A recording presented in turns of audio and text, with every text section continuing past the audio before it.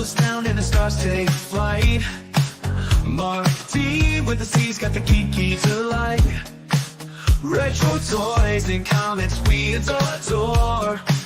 TV and movies, let's explore. Sunday Night Geekery, it's the place to be. With Marc D with the C, let your nerd run free.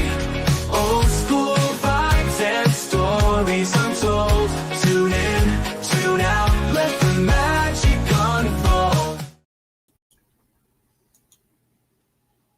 Hey everyone, welcome to Sunday Night Geekery, issue number 200, or episode. I prefer issue, but of course it's fitting that Dadman is here because I think you're one of the first people to be on with me. Of course, our great friend Clobbering Times. So, yeah, I didn't have anything uber duper special planned for tonight, but it's always nice to remember those numbers. Well, let's start with this Exactly. one. I just love clobbering time. Absolutely. Yep, It would Mike be never- a proper start without that, Mark. And Yep, congratulations, though. 200. Yep. Thank you. Yeah, well, thank you for being here. I got to look back. Who was on that first? Who the heck was on that first show? I know it was Mike, Clobbering Times. Pat S, I think, was on there. I think Claude was on there. I'm trying to remember if you were on that very first one. Steve No, I was Mitchum, I was think, might have later. popped in. I was later down the road. Well, let's share. I'm going to say hi to everyone in a second, but let's scroll down memory lane, I guess, right? Yeah, because why not? But let's before I do that, I better say hi to everyone because I'm going to forget to do that. Absolutely. But hail to Tim, who starts appropriately with I Heart Clobbering Times. Yeah, Sunday Night Geekery. It has been that long. Yeah, that's what she said. Yep. Yeah, hard to believe. Yeah, I mean, 200 episodes, and we pretty much don't miss a week. I mean, here and there, I think I've missed a few, or when I was away on trips or something, or but not that many. So thank you for that. Thank you, Gap. Says congrats on 200 shows. Yep.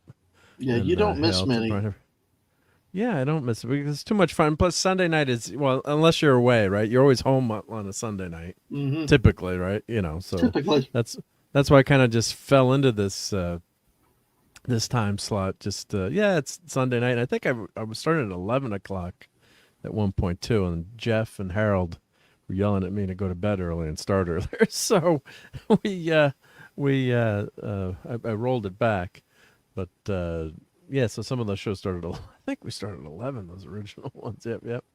And hail to Claude Saline, and of course Maddie's daddy is here. Yep, the great Steve Mitchum. So let's play. Of course, we've got Thor in the house.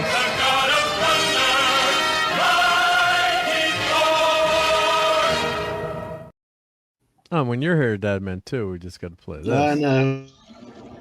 Never that way. God damn it, Mark. Jeez. The line that has taken over X and everywhere else with all of our Right. visuals and friends. Right. Oh, Yep. I should have.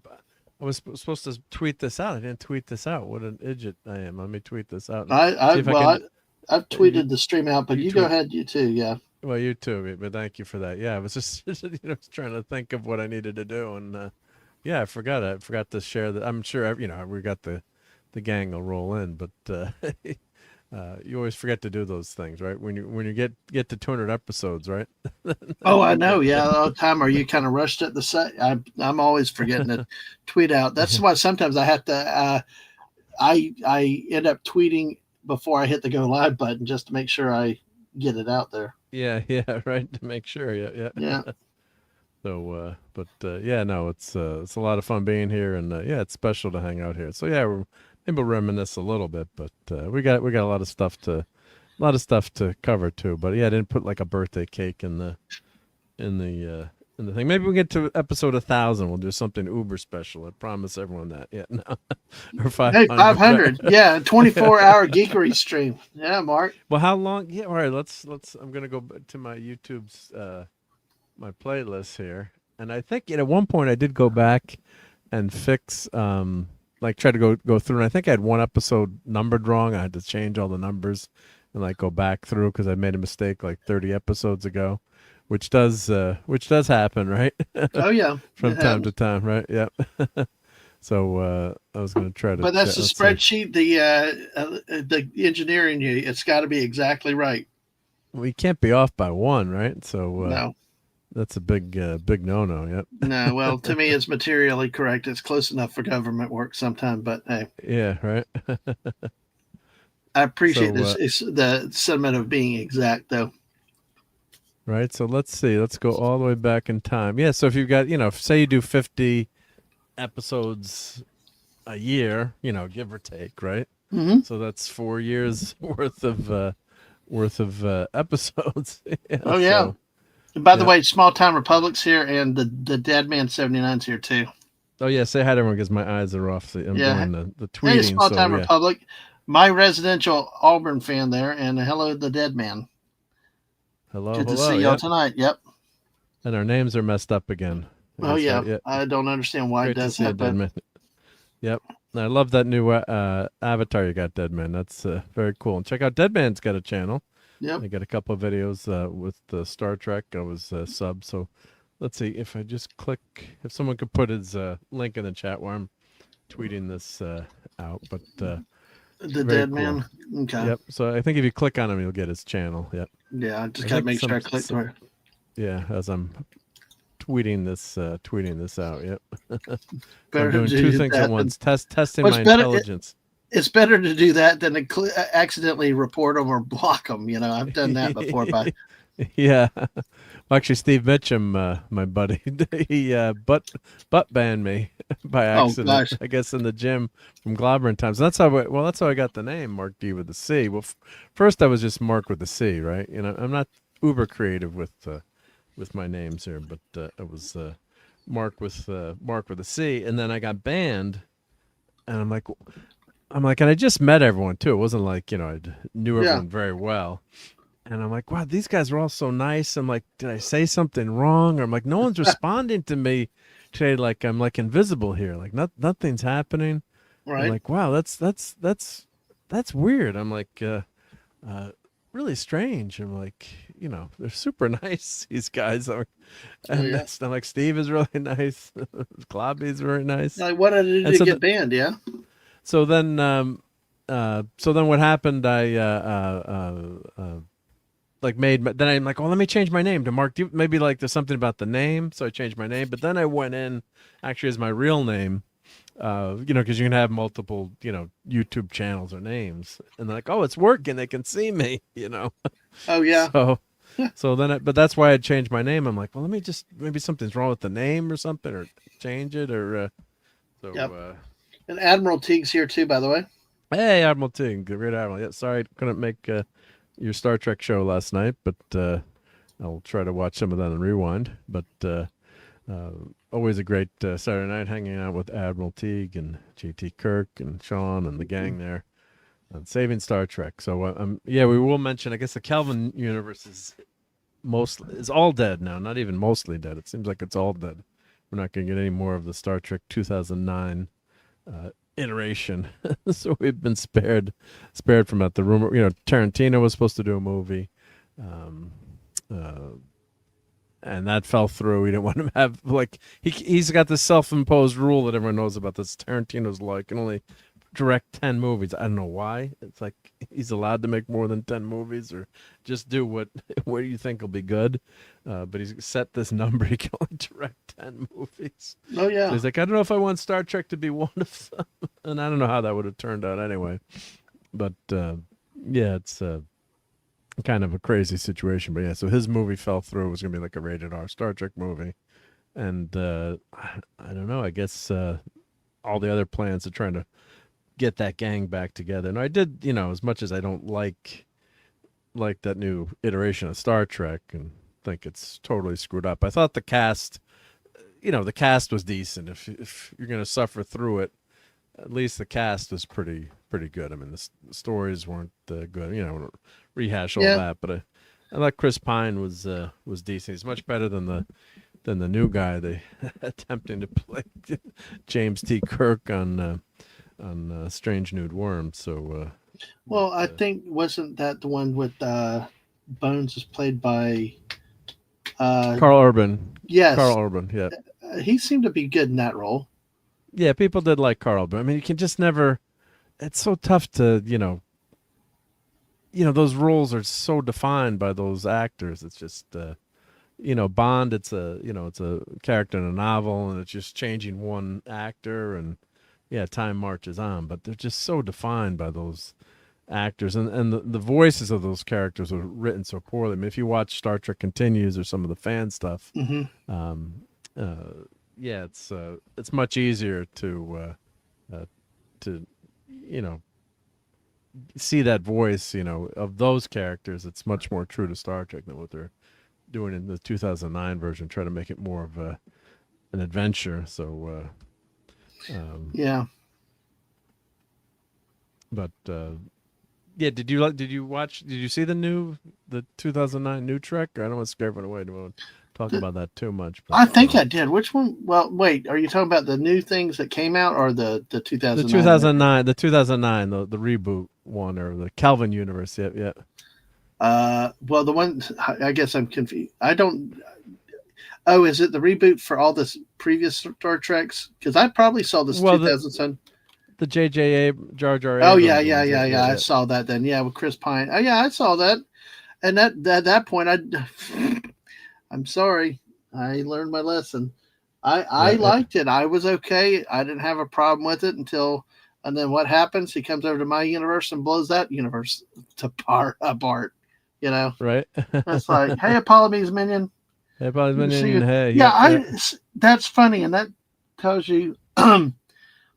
See, like me on the Star Wars side, I'm like, oh, this is cool. I could get into this. But I do appreciate and understand why people that are true to Star Trek, that know the lore, appreciate the lore, and that's what they're used to. That's what they expect. I can understand why they were so outraged by it. I mean, to me or somebody else who may not know the difference, but it's like what they've done with Star Wars, destroying what it all meant. Disaster. Just a disaster. That it's nothing about a true Skywalker bloodline anymore. It's just some bimbo decides she wants to say, I am Rey Skywalker. It's like, really? Who is really a Palpatine? Yeah. And don't get me started on Darth Maul living, but,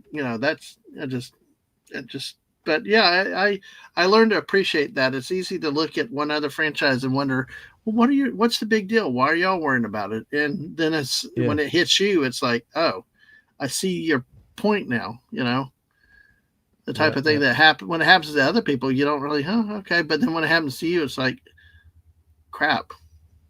Yeah. And literally crap. Yeah. Just so, of course, we got to talk about Predator Badlands tonight, and we've got. But see, that's one movie that I've heard enough about it. I don't even think I want to go see it, though. But like you say, Mark, you always say, Mark, go watch. It's like you sit there and watch everything, and like I tell people, watch it for yourself, judge it on your, judge it for yourself. Yeah. Yeah. Because many times you're not. Yeah, because many times you've said. Go ahead, Mark. Sorry. Well, I was just saying. We're just saying you can't comment on something unless you've seen it. In my opinion, right? Yeah.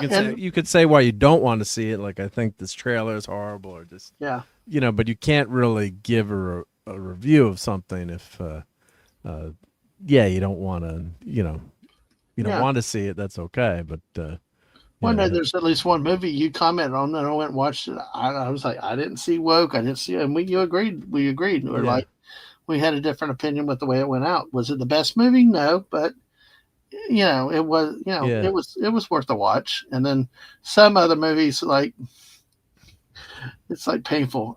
Do I have to watch the whole thing? Right. Yep. Oh, Alice Eve and her underoos. Yep. She's a cutie patootie, right? Yeah. And of course they criticized that scene years later. They said that was horrible that was in there, and should have never been there. But of course that was gratuitous. Say, let's show off, someone's physique, but that's what happens, right? I mean, that's Hollywood, right? I mean, yeah. So, the Calvin characters only acted correctly in Beyond 9, which still suck, but not Spock, Breakdown, etc. Yeah. Actually, Beyond of all of them, I think was probably the least egregious one, I think. Yeah, when you look back, but as Clobber Times would say, the second one was his favorite because it just proved him right. Because a lot of people did like the first movie, and I think a lot of normies did like the first one, which is okay, for quote unquote, normal people like Star Trek. But when you really, if you really know the characters. So I think a lot of people glossed over the first one was successful, made money, it was exciting. And I did like the opening for the first one. I thought that had some gravitas to it. But, the changes to the characters and the way they had Kirk acting. The second one, Kirk is using his brains in the beginning for like the first 15 minutes. And then it just devolves in this crazy action tale, which is ridiculous. So, see, I think Into Darkness was one that I didn't like. If I remember which one that was. That's Into Dumbness. That's the second one. Yeah. Well, there was one where they're like on a prison planet or something, and I don't remember which one that was. But that particular movie was just felt like a waste of time the whole time. I don't remember which one that was. I thought it was one. The third one was when they were dealing with the aliens on the planet. They'd crash landed on the planet. The ship was crash landed on the planet. I'm trying to remember, but yeah. But we got a super chat, so let's see. All right, go for it. Let's see. What I hate most about New Trek is a constant camera spinning. Let's try spinning. That's a neat trick. Well, thank you so much for that, The Dead Man. And let me play something really cool for you for that. Well, we're going to start off with something horrible, and then we'll do some good stuff. Because just to remind everyone of what this was also very difficult in New Trek to swallow. That was disturbingly not delicious. And Tilly not liking mac and cheese, inconceivable. Let's play some good stuff to wipe that palate out of her mouth there. I protest. I am not a merry man. Klingons do not allow themselves to be probed. Brain and brain. What is brain? Who is it? I love Let's that go one. a few more. I love that. Hello, computer. And here, this is the classic. Yeah. No bloody A, B, C, or D. And one more. Thank you so much for that, The Dead Man. Super nice. Yeah. Oh. Yeah. Yeah, the movie I figured out was the Beyond, Star Trek Beyond. It was in 2016. That's the one that I was like, what is this crap? And hail to JT Kirk. Oh, and Professor R2 is here. The power of math, people. Math is very difficult, as we know. So, yep, math is really difficult. And spreadsheets are our guide in using math correctly. Sorry, I slipped. No, it's okay. I got a friend that hates spreadsheets right now, and we joke about Excel and stuff. Do you like Excel or Google Sheets? You gotta answer Excel. I'm all Excel. You're all Excel. Yep. Yeah. Google Sheets is getting pretty damn good, though, I have to say, for simple stuff. Yeah. I don't. But I've been using Google Sheets quite a bit. Well, it's nice, just have that autosave. The collaboration feature is great. You can do it in Excel now too. Let's not geek out too much, but yeah. That's what I tell people. With sports now, when you get in the spreadsheet statistics and stuff, you can really geek out and everything else like that. I just like giving some people that hate spreadsheets a hard time because they're like they hate spreadsheets. But I mean, my wife looks at me. I'm doing files. She's like, "Why are you using an Excel spreadsheet? Because I can table, I can do different things. Why don't you use Publisher?" I'm like, I don't want to. I can format a spreadsheet better than I can a Word document or Publisher or anything else. Well, that's scary, though. Yeah, for certain things, you shouldn't use a spreadsheet. No, my wife had a boss who he did everything in Lotus 1, 2, 3. So he wrote all his everything was Lotus 1, 2, 3, like all his letters, and they had to copy and paste and reformat. It was a disaster. Yep. Yeah. Oh my God, we got another super chat here. What are you guys doing? But let me catch up to these. Yep, spreadsheets are my bread and butter. Yep, I teach Excel, but Sheets has some good tricks. Yeah. It's getting better when you think of it. It's free, and back in the day, well, the way Microsoft got their dominance was Lotus 1, 2, 3 was the spreadsheet king, and VisiCalc was the first one that was on the Apple, and then Lotus 123 took over. And then Microsoft came out with their Office, but they gave it away with all their computers that were sold. So like if you bought a Gateway 2000 computer, I'm dating myself, or Xeos computer, or back in the day, they gave you the whole, Office package with Word, Excel, and was it PowerPoint? I think were the three main ones. But it was free, and then they wrecked the market. So they put Lotus out of business basically by giving it away for free. I still look who's here. Hey, Nick. Weiser. Hey, what's up, dudes? Doing awesome. Yep, we hit episode 200 here. Congratulations. You have come out of the closet and hit big 200. I love that. Oh, look at that. JT Kirk giving you JT Kirk with a super chat. Acknowledge that. Yeah. Yeah, you should have done that, JT, but thank you very much. Congratulations, though. That was very awesome. Well, I got to play a couple things for JT Kirk now. Yeah, play the clips for him. There's only one thing I want to say to you, Commodore. You're a dumbass. You're a dumbass. Well, a double dumbass on you! Thank you. By the way, Mark, I'm going to celebrate by opening a bottle of Coca-Cola. A glass bottle of Coke just for your occasion. Always Coca-Cola. Is it real Coke, or is it Diet Coke, or is it? No, it's a real Coca-Cola. Cherry Coke. No, it's with real caffeine Coca-Cola, and everything. Caffeine, sugar, and everything else. Ooh, so, I heard a pop. Yep, I know. I'm having to use the key on it to. I actually got it at a wedding recently we went to, and the key is actually a bottle opener. Nice. There you go. Yep. Cheers, Mark. Cheers. Here's the 200. Here's the 200 more. Thank you, dude, guys. Yeah. Fuck that. 300 more. 300 more. Yeah. 300 Huge. more. Yeah, number 500. We got. got continue the legacy numbering too. Don't do any weird relaunches. No relaunches. Yeah. No reboots. Yep. The only person who did that was Clobbering Times, because he came from Switched BTR. over. Yeah. So he had the legacy numbering, but that was allowed though. That was totally allowed. Mm-hmm. Yeah. Agreed. Yeah. Oh, JT Kirk, I'm a Quattro Pro guy. Oh, that's old Quattro Pro. Yeah. And Teague says the Jets have their first 2-game winning streak since 2021. We finally turned the corner. Yeah, the Jets did really well in Germany. I hate it when they play in these foreign countries. Screw the foreigners. God.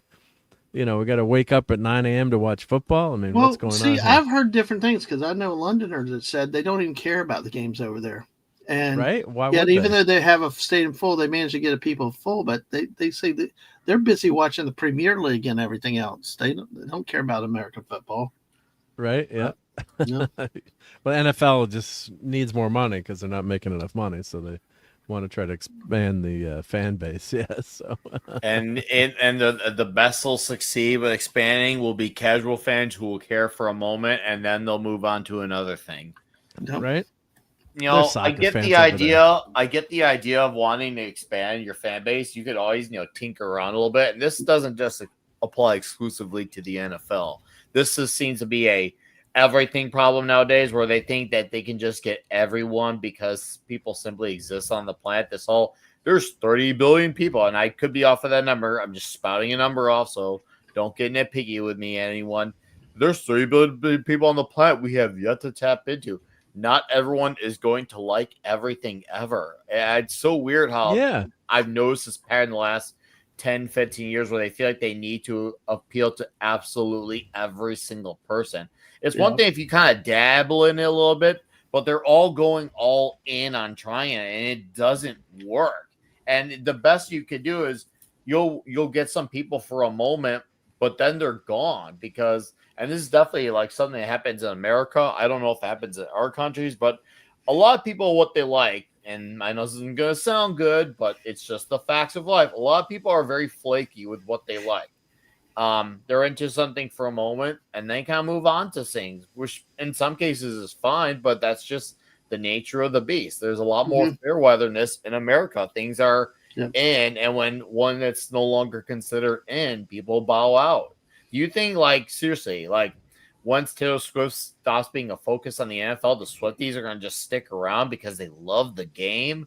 Fuck no. At least 90-95% of that fan base is going to go. You might get the exception, once again, that 5%, and that's a maybe.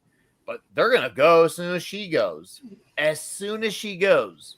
Whether that's because of a divorce or she might even stick around with that guy and be like, you know what? Yeah, this marriage is good, but I don't really want to be involved with football anymore because, yeah, it was fun to cheer on for a moment to pretend I cared. But eventually someone's going to fold there. And that fan base is going to move. And that doesn't apply exclusively to her fan base. That's just, once again, how things are. People like things at the moment.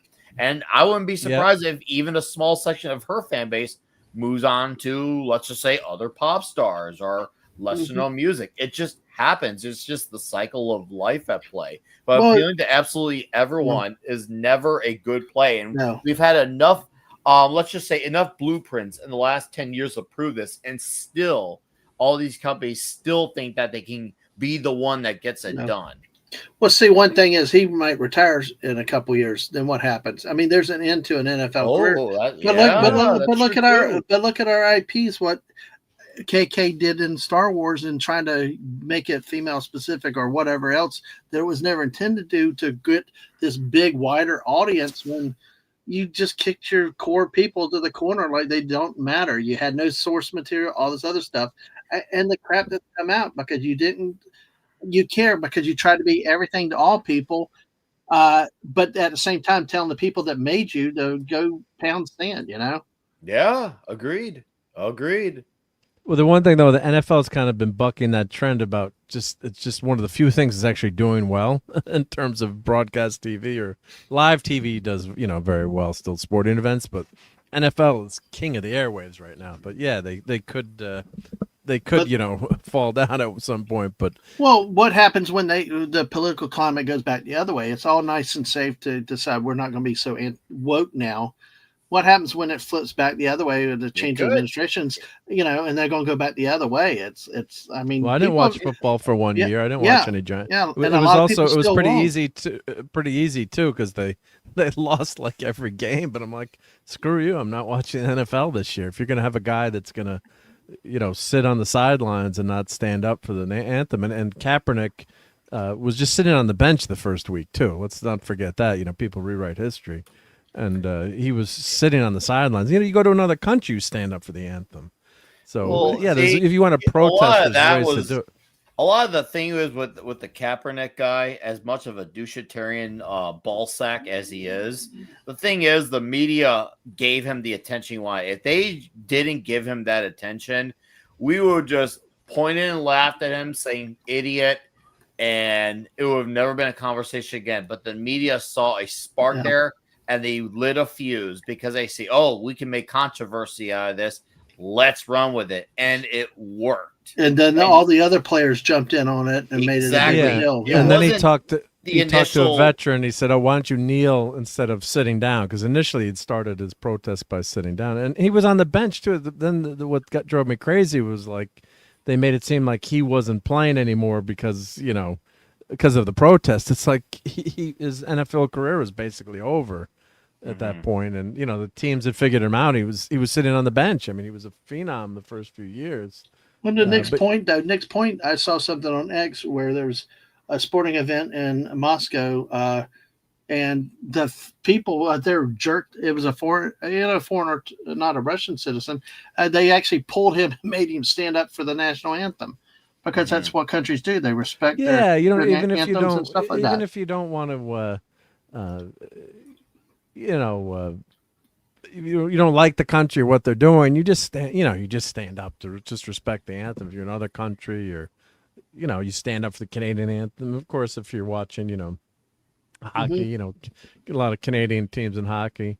So that I just but anyway, I just said I'm not watching football because that whole protest, and when they went, we want to spend we can go down that rabbit hole, which I love to talk about. But man, I was just like, I'm just clobbering. Mike Keed stopped watching football for a few years too, and I think they did lose. I some still fans, haven't gone back. I still haven't gone back. And I know, and I won't, and I absolutely refuse to.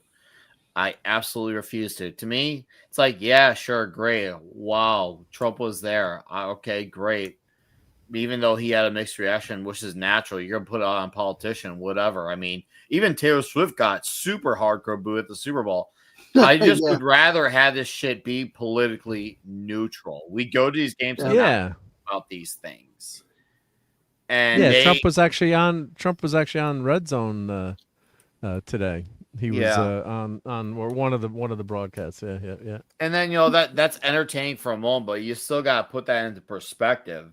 That okay, that's great because it's better because it's someone, let's just say, we may have voted for, but still it still contributes to the problem, whether we want to admit it or not. And we need to be a politically neutral show. It's one thing if they show like, here are the guests for the show tonight or the game, sorry. And they kind of quickly show him along with other guests because that happens too. People do have lives. But they definitely are trying to emphasize on him a little bit more. And I feel like you definitely enrage in the other side as well with that stuff too. So now they're getting a taste of the medicine, let's just say other people have felt, but that's how you also keep the problem going as well. So this is just turning into, we're all just going in one big circle with this stuff. Nothing is solving anything. And we're just going to end up being back at square one in 10 or 20 years, whether with, let's just, because even if let's just say a Democrat took possession in 3 or 4 years, I don't think it would swing that far left that quick. Could it be a little bit? Yeah, but I feel like to ultimately do it, it would probably take 20 years, maybe 20 years, maybe even 30 at worst. But regardless, we don't need any extreme of this, and we're just going once again. We're going around in a cycle where nothing is set, and because nothing is set, everyone's just running around like a bunch of headless chickens over this shit. Well, it's like, our sports, our movies, and all, it should be escapism. It shouldn't be filled with real world politics, memory. Because a lot of people use these events to get away from their problems and stuff, not to run into another political debate or sermon about a moral lecture of whatever the issue is. It's like, keep it out of it. We don't need social messaging one way or the other, liberal, conservative, whatever. You just be, just have, it's an escapism. And like we see in the movies, we roll our eyes, like, oh God, here comes the overbearing message and all, and we're not saying you can't have messages like, when they have breast cancer month and stuff. That's good because it benefits everybody. But all this other stuff, let's keep it out of it. So people, we used to unify around stuff like that, whether it's Star Trek or Star Wars or the sports ball or anything. We rally, whether you're liberal, conservative, or you don't even have any political views. It was a way to rally up and become one, and people putting their problems and differences behind and just enjoying stuff for a while. Well, of course, you cheer against your team. I know, Mark. Me and Mark are always opposite between the Cowboys and Giants and the Rangers and the Devils. But it's to be an escape. Keep this other stuff out. Let's enjoy life together.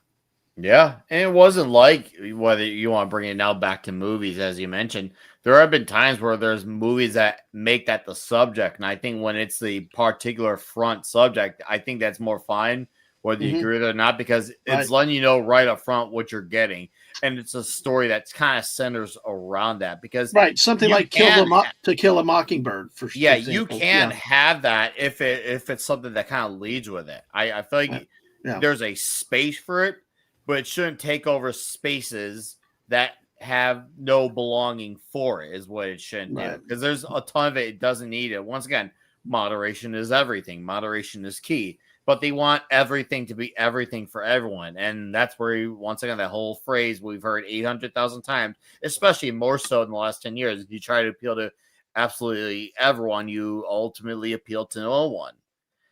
How many more times do these people need to lose money with this stuff do they realize, okay, maybe appealing to absolutely everybody ever is not the way to go? Like, when does that sink in? You would think, I try not to get in that way, oh, the billionaires are so corrupt. But if I were a billionaire, I wouldn't want to lose this kind of money.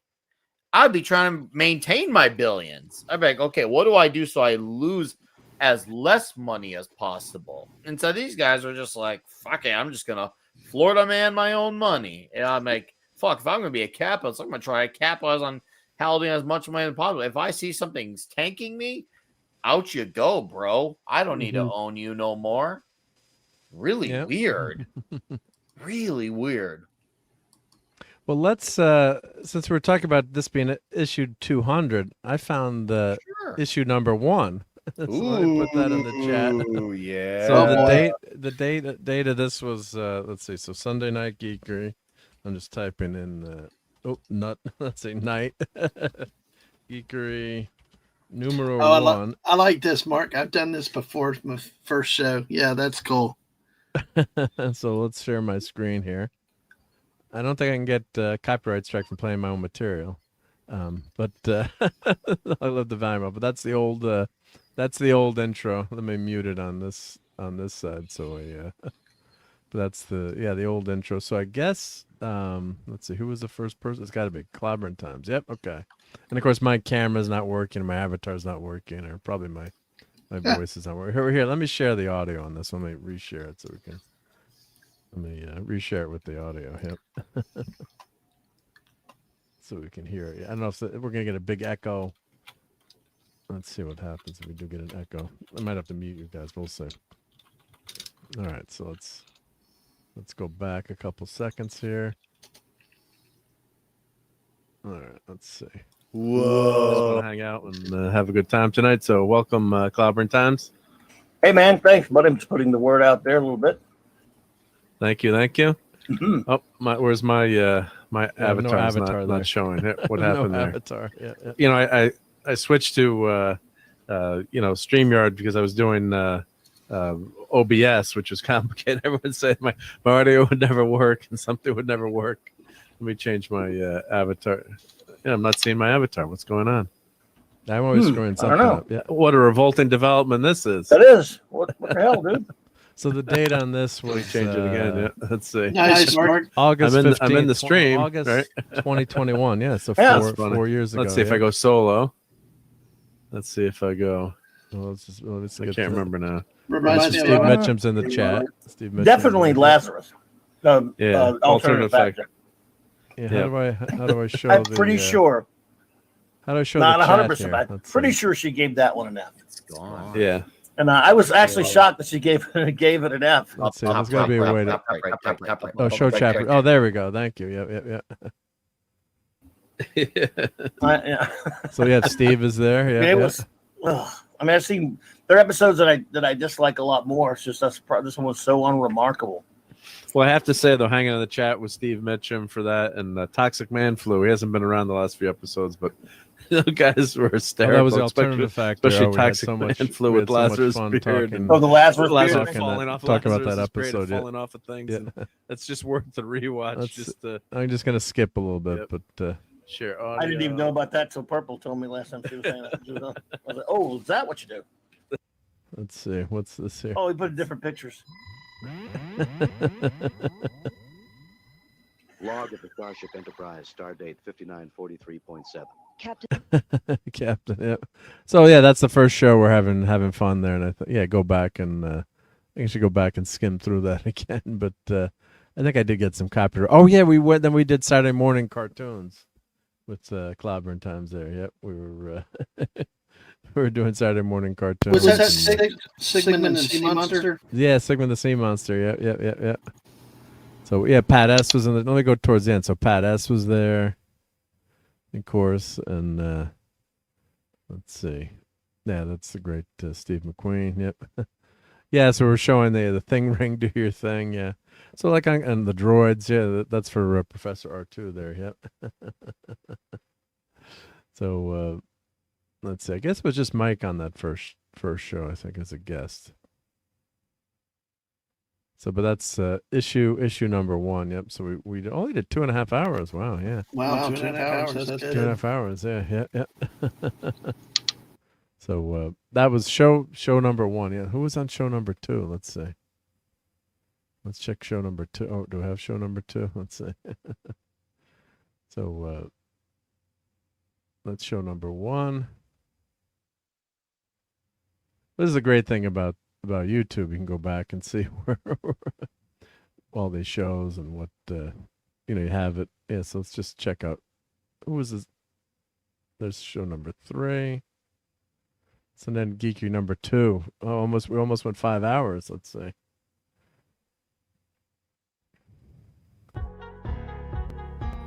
Yeah, Mark, don't forget to.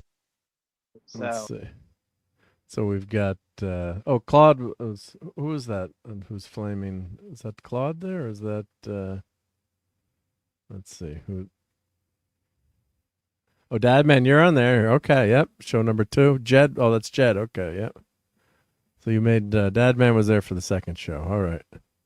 I knew you were on her. Oh, and Eric K was on show number 2 too. Wow. Nice. Back in the day, you wouldn't spend the money to. Here too. We have a lot of sand A lot here of too. sand.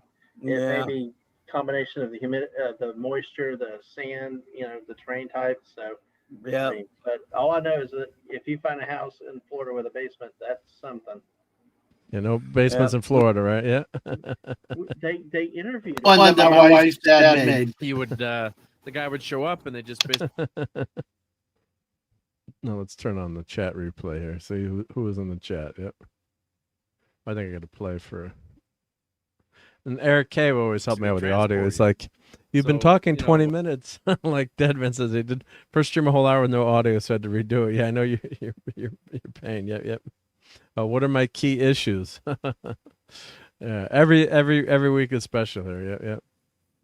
Yeah, Pat S is in there. Cal, Maddie's daddy.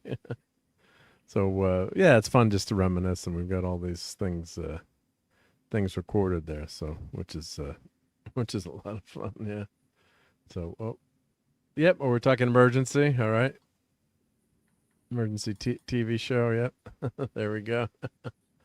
All right. Well, that's fun to go back in time and see what was happening there. But yeah, we've had some fun moments on this show. Yeah, that would be fun to go do a greatest hits list or some really fun. Well, I think one of the things that blew me away the most, but I think that was on Clobbering Times, is when Dolly had braces, and I think then we talked about it on the Geekery too. We went crazy over that too.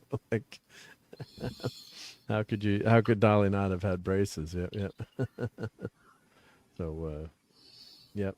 So we were, we're talking food. We've had some great moments talking food. I'm trying to think. Were you guys in the chat? Help me out. Like, what you have any memories that were like totally like, oh, this is a great Sunday Night Geekery moment.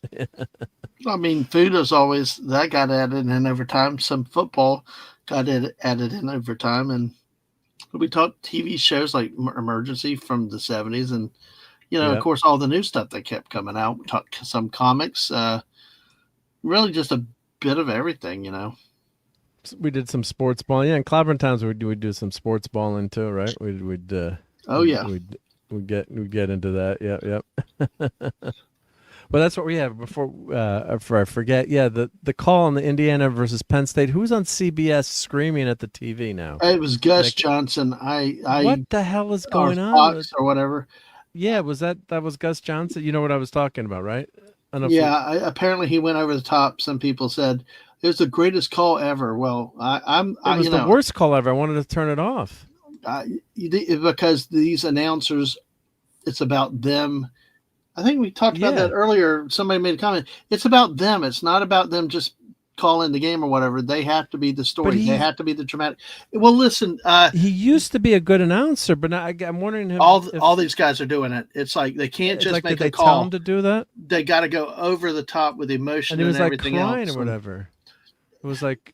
Yeah. It was ridiculous. I mean, it wasn't like the best game. It was a good game, but it was a heck of a play too. It was an amazing catch, but.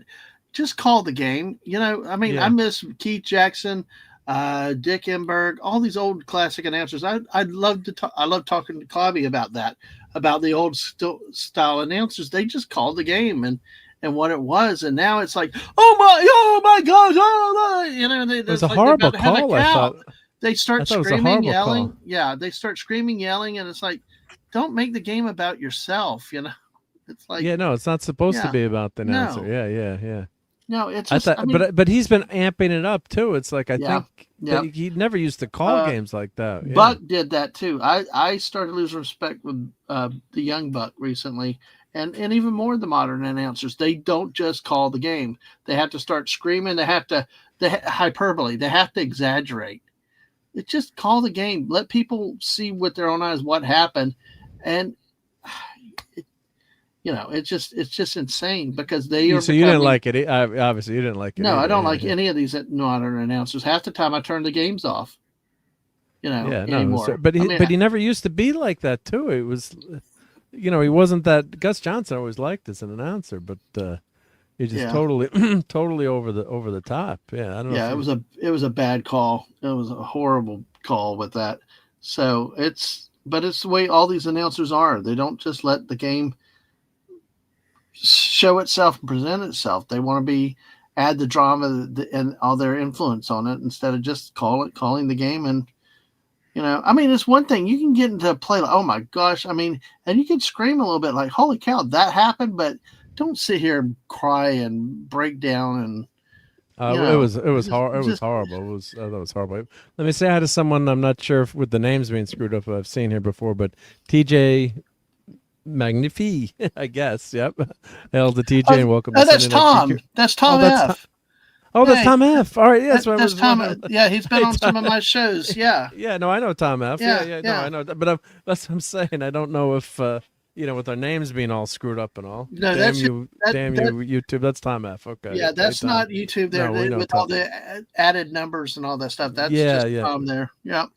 Yeah. All right. So that's Tom F. You did a good job pronouncing it. I'm like T-Manifi, and I'm like, what? That's familiar. I try. Yeah. You tried to put the French in it. Yeah. Oh, and here's a good memory. Cloud Cringin saying you bought that with your new comics, right? Yes. Right, Nick? I would get. Oh yeah. Like how could you have bought that? Old. Showing the new comics, right? Yep. I got to do some more. When people flip through their new books. I haven't done that in a while, but I've been buying all the FF covers. They've had the Disney characters as FF character. Oh yeah, all right, here. You guys hold the fort. I'm gonna grab some new comics. That'd be a fun thing to show. All right, Mark's breaking out the camera. Yeah. He's I hope breaking out it's the not camera. just only Marvel or DC. Oh.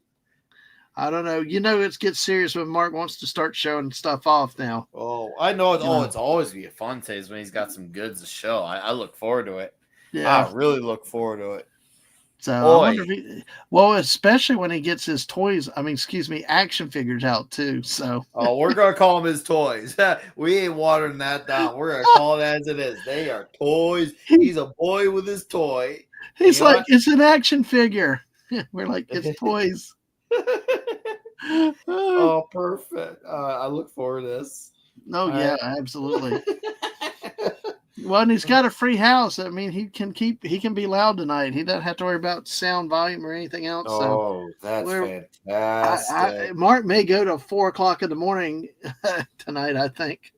I hope he does. I will be long, like in a coma by then. But the fact that I didn't know he will do it really makes my day. Yeah, exactly. I know he loves showing off the stuff, and people out there, there's still an audience, and he'll keep going. So, man, 200 episodes, it flies by really quickly, though. Oh, I didn't even realize. God, yeah. I didn't even realize I was on the second episode. I thought for sure I didn't realize how golly, time really flies. 200 episodes, 52 weeks a year. God, that's like almost 4 years. It's like, wow, has it been that long? It's been that long, and what makes it more impressive is he's not taken many weeks off. Like if you think about it, I think it was very rare he didn't do a geekery. The amount of times a week was skipped, it has to be in the single digits. It has to be. Yeah, I agree. He's the Cal Ripken, the Iron Horse of streaming on Sunday nights. Mm-hmm. He does not stop. In spite, he's gone out to ball games, the cookouts, all this stuff, and then getting back at 10, 11 o'clock to get the stream on at night too. Quite often, yeah. Mm-hmm. Yeah, respect to Mark for that, guys. Give up for Mark on that, because to do that long, is it that long? Yes. Oh man, we're bringing back memories of last night's stream. Last night was wild. Well, while before I think Mark might be back, but listen, Oh, he's back. Nick, since you're the king of pizza, Talk has to me. Mark ever tried to get you to eat clam pizza? He wouldn't try, but he does got to get me to I'd buy eat. it for you. What's it called? What I do need to have is what's it called? Connecticut's New Haven. Now that the day I come over to Connecticut, I want to be in that. I want to live in that pizza. Oh yeah, we'll be there. Yep. But yeah, but part of it is the clam pizza. So like we'd buy a bunch of different pies or do like halves, but I would buy like a small clam, and you would try. Nick might try a bite. You might try a bite, right? Maybe. No. No, Life is too short. Life is too short for me to go near. See, here's the thing. I'm not even like wild about fish, period. So it's like it's already like a hassle for me to have fish, period. And for me to go in that deep with that, you're asking a lot. You're really asking a lot. All right, can you guys hear me on this microphone now? We can hear you, and we can see your treachery edition of a Fantastic Four. Mickey Mouse is Reed Richards. Yeah, so these are pretty fun, I think. So let me get this out. Yeah, I'm getting set up to do a unboxing. See, I disagree with that real quick. See, Donald Duck's the cranky one, kind of the rough one. I think Donald Duck should have been the thing, and Goofy should have been the flame. But I'm trying to think here. Wow, that's a good question. How do I? You know what? The more I think about that, I'm trying to think here. Donald Duck. Yeah, I could see Donald Duck being Ben Grimm. I could definitely roll with that. More the attitude. Yeah, he definitely got a lot more attitude. Instead of Goofy. Yeah. Yeah. So there's but that's pretty cool cover. That's fun. Yep. And I'm a massive Goofy fan. So, I like Goofy too. Yeah, Goofy's awesome. So Goofy movie's great, So it's a good print I would own. It's a print I would own, but it's a comic I would not buy. So Fozzie Bear as the thing. Oh gosh. And this is how they make their money now, and they sell all these extra issues, right? So they treat them like trading cards now. Yeah.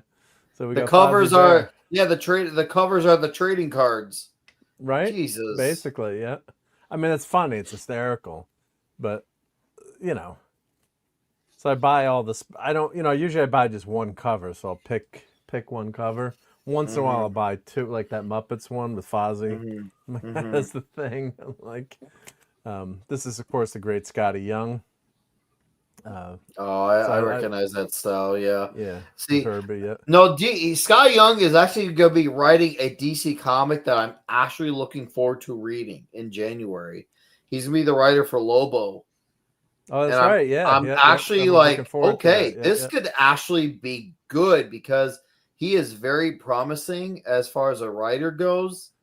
And I know I don't, as far as Big Two goes, I've not read anything besides Aquaman since 2020. And Aquaman has been great for almost a year now. I really love it. It's been strong. And if now I could get one over by Lobo, Sky Young does indie stuff that I love.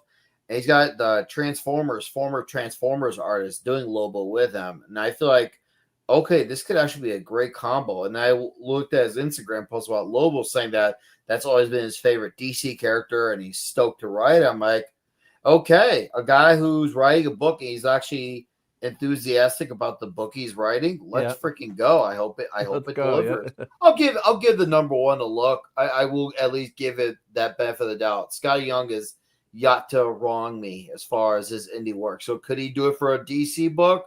We'll find out. Otherwise, if it's not, I won't have a problem turning away because I got plenty of books I am enjoying that are outside of the big two. Yeah. Yeah, so Goofy, yeah. What's that line from the movie? And he says, "If Pluto's a dog, what does that make Goofy?" And Stand By Me, the movie. Yeah. Oh yeah. One of the classic lines in there. Yeah, yeah, yeah. Mm-hmm. But this is a great cover too. Yeah. So I guess they're going with Goofy as the thing here. Yep. Of course, Minnie and Mickey that fits. But I would have loved to have seen this movie to see how that turned out. So this is the new Punisher, the rated R Punisher. So it's red band. That gimmick band drives book. me the crazy. Now that they have variant versions of a comic, so I looked into this because I had Wes and Doc from Thinking Critical like give me some context into this. They know variants are no longer just covers; they have variant issues. So there's red band version is the bloodier version of the same comic book, and the regular comic book is just the PG-13 version of the comic. Yeah, that's freaking insane, it's man. insane, yeah. Because back in the day when you had that great Punisher run, it was for mature audiences. Was it Brubaker or who did the great Punisher run in the 90s, 2000s? There's a few guys. Well, you talk about Garth Ennis when he did the run in the 2000s. Garth Ennis. Yeah, Garth prior Ennis, to Garth Ennis, I know you had Chuck Dixon do a run. Mike Barron did a run in the late 80s as well. So there's been a few notable names. Yeah, on the book. but it was adults only. So I'm thinking that. Like the Marvel Knights that you'd be thinking. Yeah, Garth Marvel Ennis. Knights. Yeah, that was Ennis. Garth That was Ennis. Ennis. Yeah. So yeah, this is kind of ridiculous to have like you said, like extra gore. I haven't even opened this one up yet, but that's I'm not gonna buy the PG-13 one, but yeah, it's just another thing. Yeah, it's another way to try to sell more issues because some people are buying both out there, right? Oh God, yeah. I've met them. The Hulk is a horrible. I just don't like that style of art on the Hulk. That's bad. I would like that. I'll see. When you look at that style, you can tell that guy likes stuff like Kelly Jones and Bernie Wrightson. Yeah, I could do with that style for like a horror book, maybe like a Frankenstein type of book. I could do with that style, but for a big 2 book, it doesn't work. And speaking of Dracula, I read the new Dracula recently from Matt Wagner and Kelly Jones, and that's fantastic. I've read through that entire book in one read, over 2 hours long. Wow. Yeah, over 2 hour long read, and it was fantastic. And Kelly Jones's art is insane, and it reads like an old Dracula story. This one's about his brides. It's super brutal, super gory, and it's very toxic too. Very toxic. I've been enjoying this book, Ultimate Spider-Man. I'm behind by a bunch of issues right now, but it's basically you've got Spider-Man. If he'd gotten married and had kids, and the Jackal hadn't taken Mayday Parker, it's kind of wonky in some ways, but it's kind of like the Spider-Man I wish we'd gone. It's got to catch up on this, but art's okay in this. But at least he's with Mary Jane and he has kids again. Now, of course, this is a classic. Godzilla destroys the Marvel Universe. Right? That's a cool cover, right? That's pretty decent. I like the cover, but then I look at the name on top and I know who's writing it. And I know that's a dude who's bogged down in his ideology, and I know he ain't gonna let that get away. In a book on Godzilla destroying the Marvel Universe. Watch out for Jerry Dugan. Holy shit. The thing, it's kind of like an Alex Ross painted version, but I thought that was decent. Yep. Then we've got Chip Zdarsky here, Captain America. I'm still got my run. I've still got the runs going. Yep. And I'm away from my desk here, so I can't. Do you, Mark? That's a little TMI there. You might need that. You might need that potty gaming chair. I keep telling people we need to develop. Oh shit! That was perfect. Oh shit! That's even double down better, Nick. Woo, man. Captain America runs going for a while. Yeah. Since issue 200. Yeah. And this, I think that's an okay cover. Of course, it's all relative to. I could tell that's Peck Leeson. Peck Leeson, I like, but that colorist does not match his style. Peck Leeson needs a different colors. Yeah, that's Peck Leeson's art. He should not be having a colorist like that. I get it. He's doing a different style for Marvel, But if you look at the colors he had for his DC stuff, like Superman, such a better fit for his penciling. Yeah. That's a big mismatch. They're trying to go back with an old school style cover here. It's passable. Who's writing Detective Comics now? Who's it's Taylor and Janin. Okay, Mikkel Janine, that's the artist. And then Taylor. Yeah. Oh God, I hope that's not Tom Taylor. Holy shit! It's Tom Taylor. Yeah. If it's Tom Taylor, he's the guy who removed Nightwing's balls. Yeah. And here's Nightwing. Yeah. Oh, speaking of the devil, I got every issue of Nightwing. So yep. And look, one of the writers is a soy. It's a soy. Yep. Oh, Dexter Soy, the artist Dexter Soy. Who's writing it? Waters. Waters. Dan Waters. I only read his Destro book for the G.I. Joe universe currently going on. It was okay. It was all right. It was decent. I wouldn't say it was great. Like, there was stuff that I liked about it, but it was just fine. But it wasn't a okay, mess. right, yeah. I would say it was. It got by. Yeah. On JT, I guess they are allowed to use the Punisher logo again. They gave up on that whole ridiculousness. Trust me, you're not going to see it on new merch. You're not going to see it on new merch. You'll see it in this comic, but that's about it. No merchandising. Yeah. Not for a long time. Nope. And there's Tuvok Voyager Homecoming. Okay. That's modern-y stuff. Now this was an independent book. I got to get these guys, or maybe they'd go on your show. They were trying to sell their book to me, or they did sell their book to me at New York Comic Con, and they said they'd come on the show, and I never followed up with it. I got to read it. It says I'll buy the first two and see. So they were super nice trying to promote their book, but it's always fun to have artists and creators on. So they signed him. They signed him for me in the corner there. Kind of tough to see, but I haven't read it yet, so I owe it to them. Have you not read Flash Gordon? That's a great current ongoing series. No, I haven't read that. No. I don't know how you haven't. That is that's good. Yeah, badass space opera, and Flash Gordon is so badass in the run, and it's 12 issues now. It's been a fun book. It is a fun time, and it packs a lot of heart. They're called Mad Cave Studios. The writer on it is Jeremy Adams, who currently does stuff for DC. He's like DC's one shining light of glory that they can not be all shit. Jeremy Adams is actually a good writer. And he's not just good because everyone else is bad. No, he's good. He's really good. Jeremy Adams is good. He knows how to tell a story. He tells very fun stories. I would really stress checking out his Aquaman book, which is also going to be issue 11 out this week. And his Flash Gordon is now a year in. Dude, Jeremy Adams is the it guy, dude. I don't know how you're not reading those, but those to me are books you should be reading. Oh, Conan comes out this week. Conan number 26 is this week. I get that one. Yeah. Oh, I guess these Red Band books, are they sealed in the... Oh, so if you open it, I wonder if that kills the value of the book. It's sealed in this. Let me open this up. This is number 1. I do have Marvel Unlimited, but I wonder if... Oh yeah, so it's in its own wrapper. So this is what happens too with the stupid grading stuff and CGC and all this crap that's happening with CG, slabbing stuff. Like, how do you slab it like that in a bag? I wonder.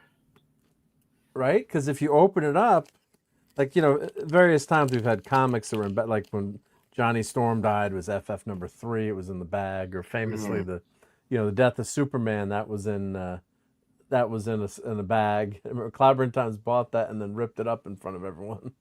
But yeah, so it's in its own bag. I wonder.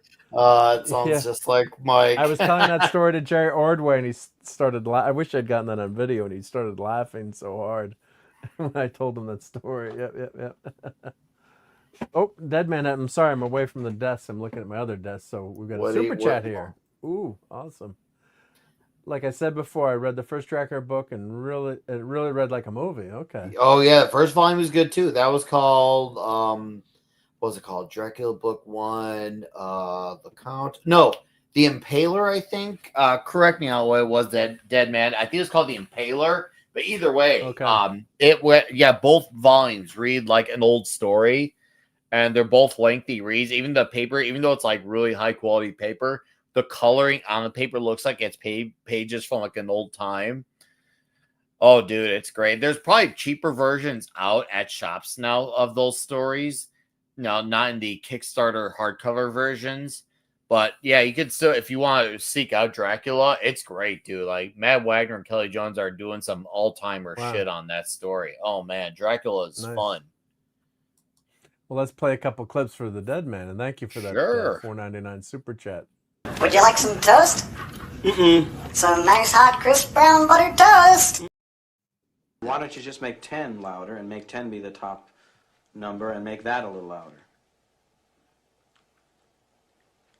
These go to 11. Merchandising, where the real money from the movie is made. We haven't played this in a while. And Callie in your place, would you? Probably not. What about you? What about me? Why don't you go? You are expendable. And you're not? No, I'm not. I am not expendable. I'm not stupid, and I'm not going. Nice. One of the greatest quotes ever. Yep. Thank you, Dead Man. That was much appreciated. Yep.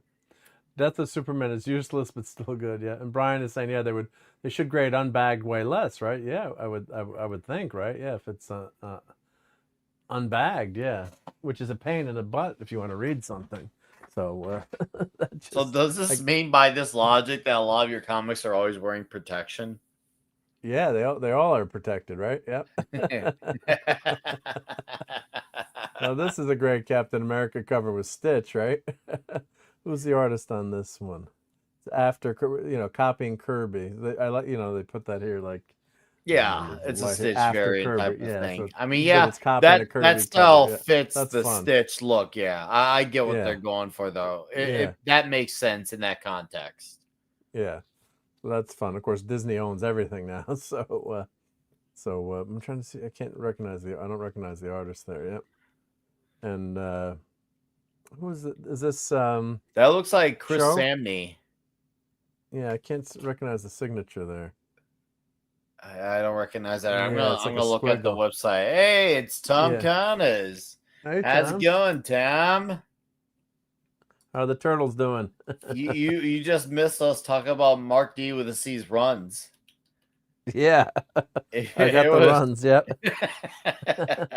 It was very striking. Very striking. It was memorable. Some might say he had the most memorable runs. Some might say that. When you have a lot of action figures and stuff, I was fixing the Enterprise. I called Scotty and we had to change the batteries on the Enterprise that's up here. I don't know if you can see that. There's the Enterprise. So I had to change the batteries. I had to go into dry dock. And of course, then the hook fell out of the ceiling. The Enterprise crashed, and it knocked all this stuff down. Which issue number is this? 3? Okay, I'm looking right now. This is 3. Yeah. Okay, Michael Cho. You're right. It is Michael Cho. I thought I did. Didn't I say Cho at first? Yeah. You did say it first. Cho's a good artist. Yeah, he definitely could tell he likes Darwin Cook with that style. Yeah. He really likes the Darwin Cook style, which is fine. Yeah. I like the Darwin Cook style. Yeah. Strange bullshit.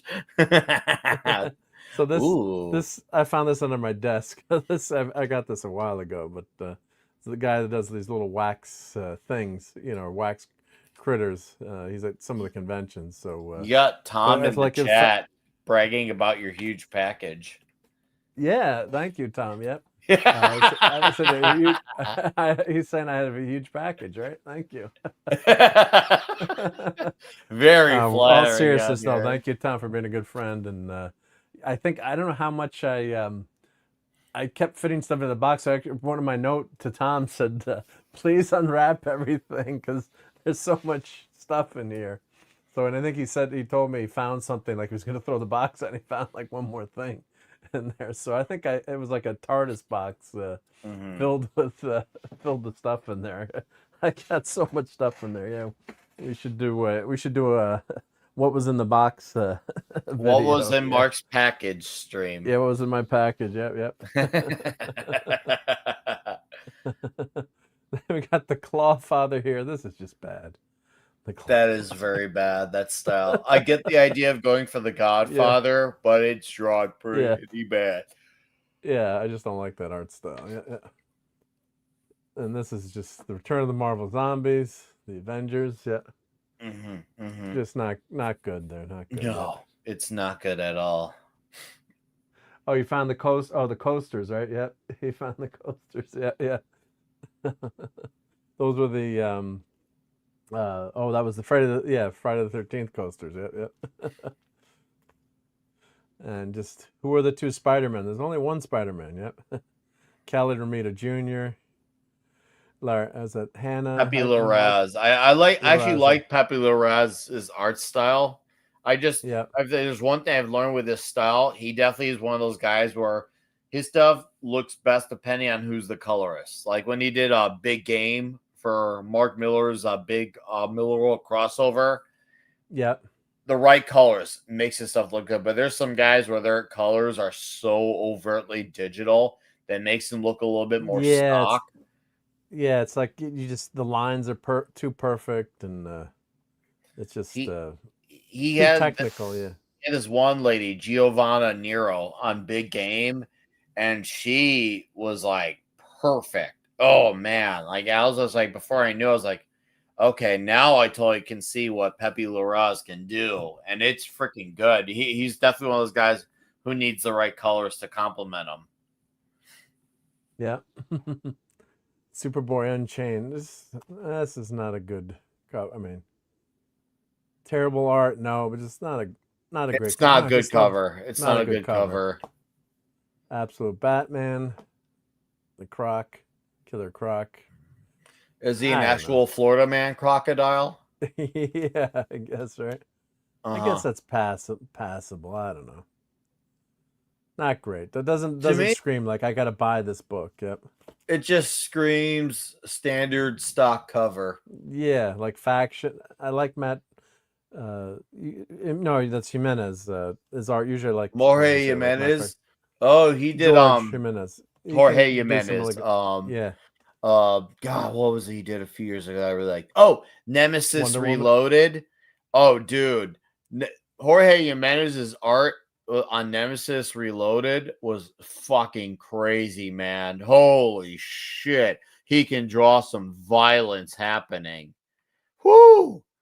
I don't always like on Batman, but dude, Jorge Jimenez on Nemesis, my God, I got mollywopped just by reading that stuff. Yeah, JT, this is the current issue of Superman. So Superboy Unchained. Yep. Mark Waid. Yep. Oh God, Mark Waid. But Jimenez is a good art. Yeah, he's usually a very good artist. So I guess Jorge. See where he's going. Yeah, I see where he's going for there. That's the Scream classic cover. No, but yeah, of course I've got Batman number 1 again. And then what they do, they have like the better covers. They're trying to get you to buy, multiple copies, or like you can actually bid on the covers that are like 1 in 25, 1 in 10. But it's really not doing anything to prolong, the comic book sales or comic book. It's just kind of like a niche thing where you got that, but it's not like, oh wow, this is gonna save the industry, right? So yeah, it's just it's a shame. But yeah, these are fun, but it's like, I got them, but yeah, what are you gonna, some of these in my frame, or some of the other ones I put on the wall because they're fun, just with the Disney and just old school, just remembering when Disney was really good, and when you grew up in the 70s with Disney, or like my dad, he said, well, they were our superheroes back in the day, Mickey Mouse and the Clan, right? That was their superhero, that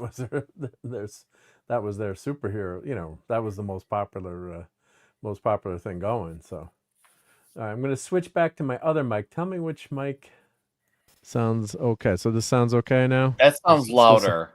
That's louder. Okay. The other Yeah. mic was. I could have. Your turned up one the was gain a still little. clear, but it sounded like wasn't as I loud. could tell if you were like distant from it or you were It's just actually a less. lapel pin mic. Lapel Okay. mic. Yep. So it's right here. I'll switch. Yeah, the This second is- one's a better mic. This one here, I'm going to switch back to. Let's see. This is my DJI mic. All right, testing. So this is kind of DJI. low. Okay, but I can still That's hear kinda you. low. I can still hear you. It's lower, but it's not like that low. Lower, It's yeah. just like I can't tell what you're saying. Yeah. Okay, so let's. I guess I could turn up the. Sorry, guys, I'm playing with. So I could turn up the gain. Testing. Yep. Or is that testing? Is that louder? It sounds normal.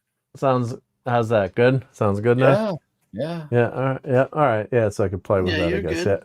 Yeah. Yeah, I'm glad you can play. I'm glad you can play with it. I was playing with the mics. Yep.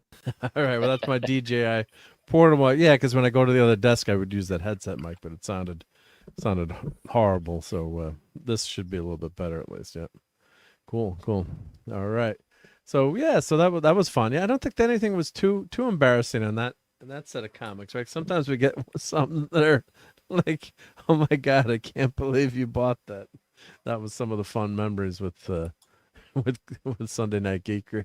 Like, how bad was that issue? Yeah. So, but the other thing I wanted to talk about tonight, of course, was Predator Badlands. So you're in luck. I got like 15 more minutes. I can definitely talk about good. Predator because I did see it. You did see it. Did you see it? I actually saw it. You went to the movie theater. I did go to a movie theater to see it, but my ticket wasn't expensive. It was only like $10.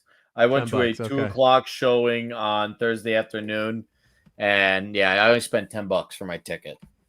Did you get some good popcorn? Any popcorn buckets? Or, no buckets. I just saw the movie, got out.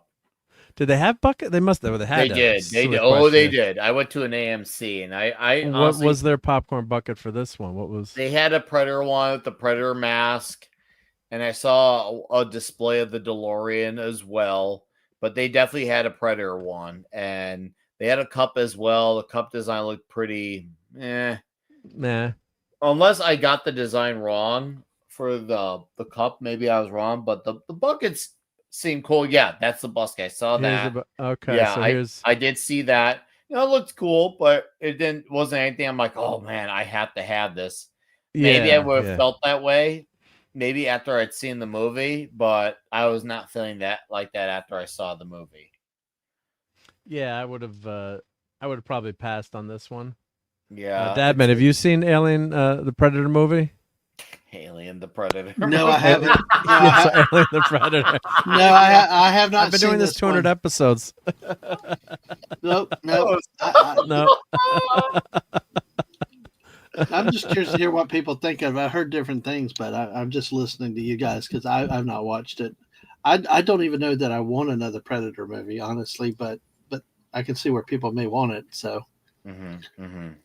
Well, here's the merch that they have for it. So I guess they just have to see with my 3D printer. Like I could 3D print and paint something that would look better than that. I think too. So it's okay, but this movie has been really controversial. I guess or divided fandom. I guess we could say in terms of the take on the movie. It's interesting because like I've listened to a lot of opinions on it. Like I saw R&B praise it. Andre from Midnight's Edge actually really liked it as well. I listened to his video on it. I know Shadiversity, he liked it. Shad M. Brooks, he liked it.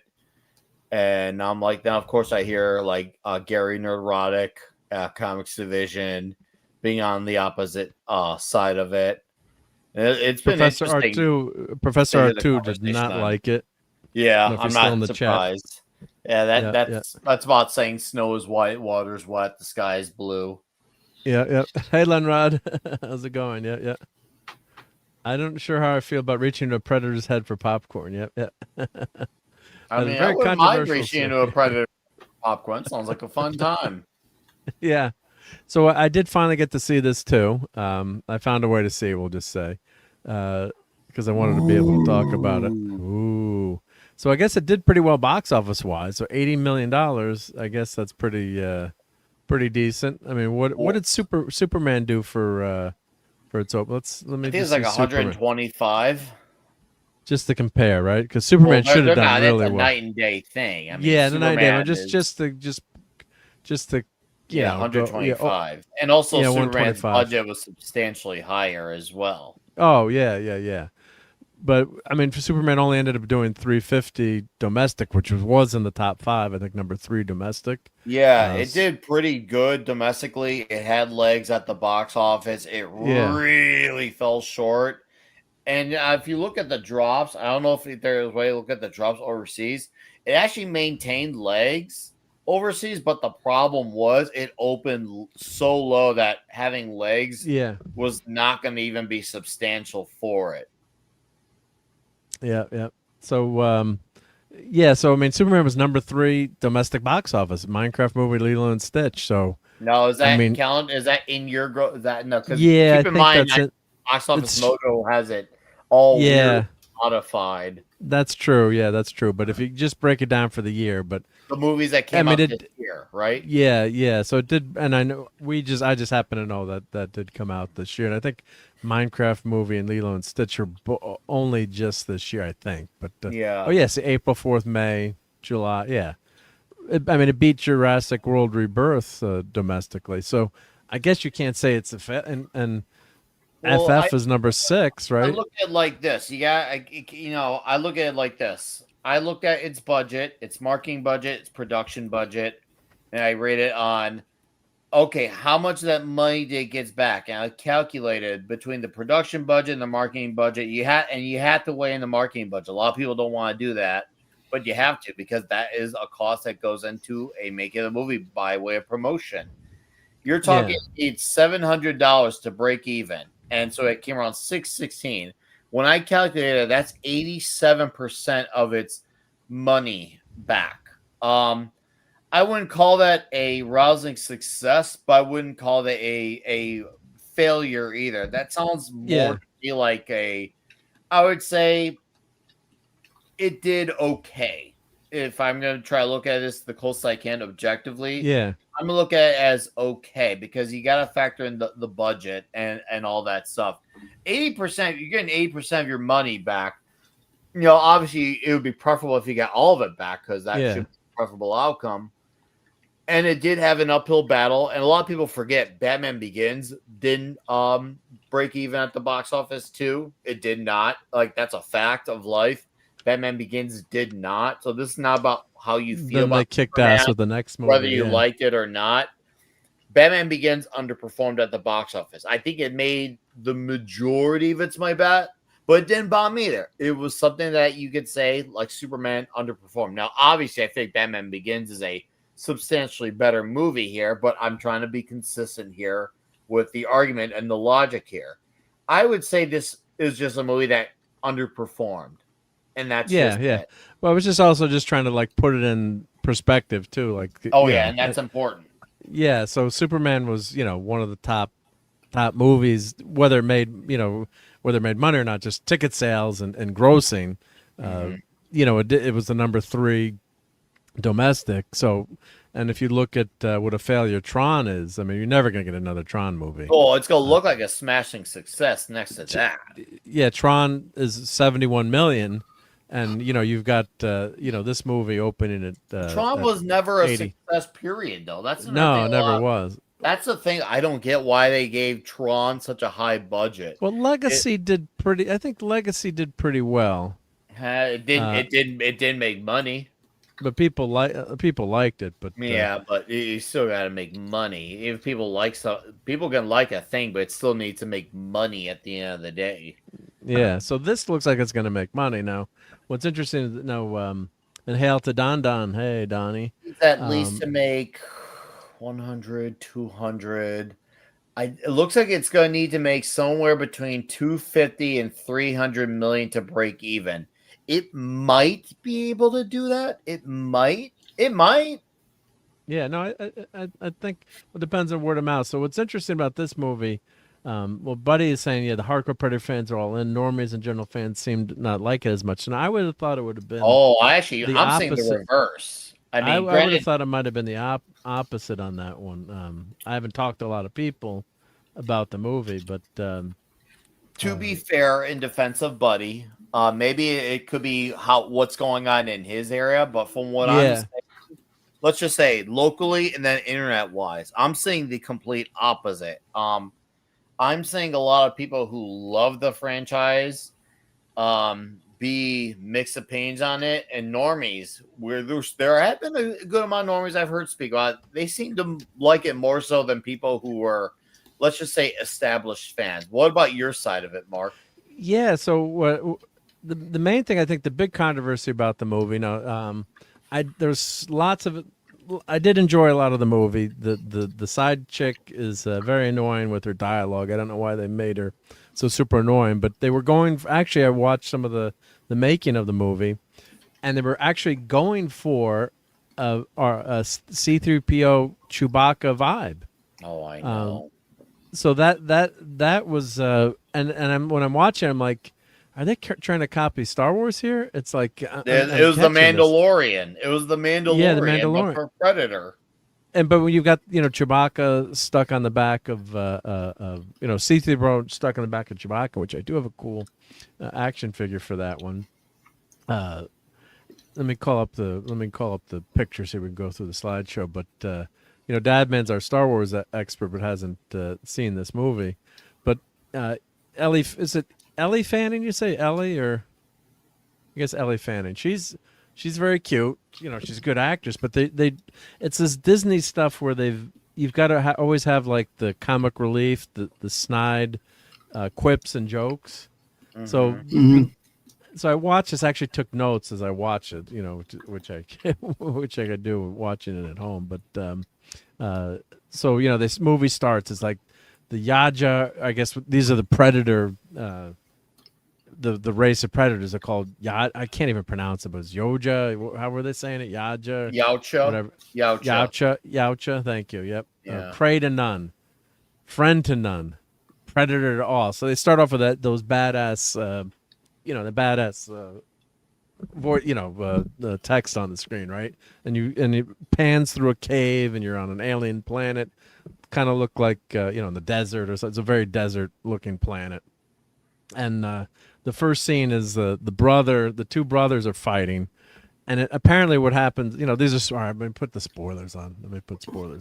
I don't think anyone in our chat's gonna. I don't even care, but just if anyone cares, and put in some spoilers, because you can't talk about it without spoilers. Really, I agree. That happens many times. Yeah.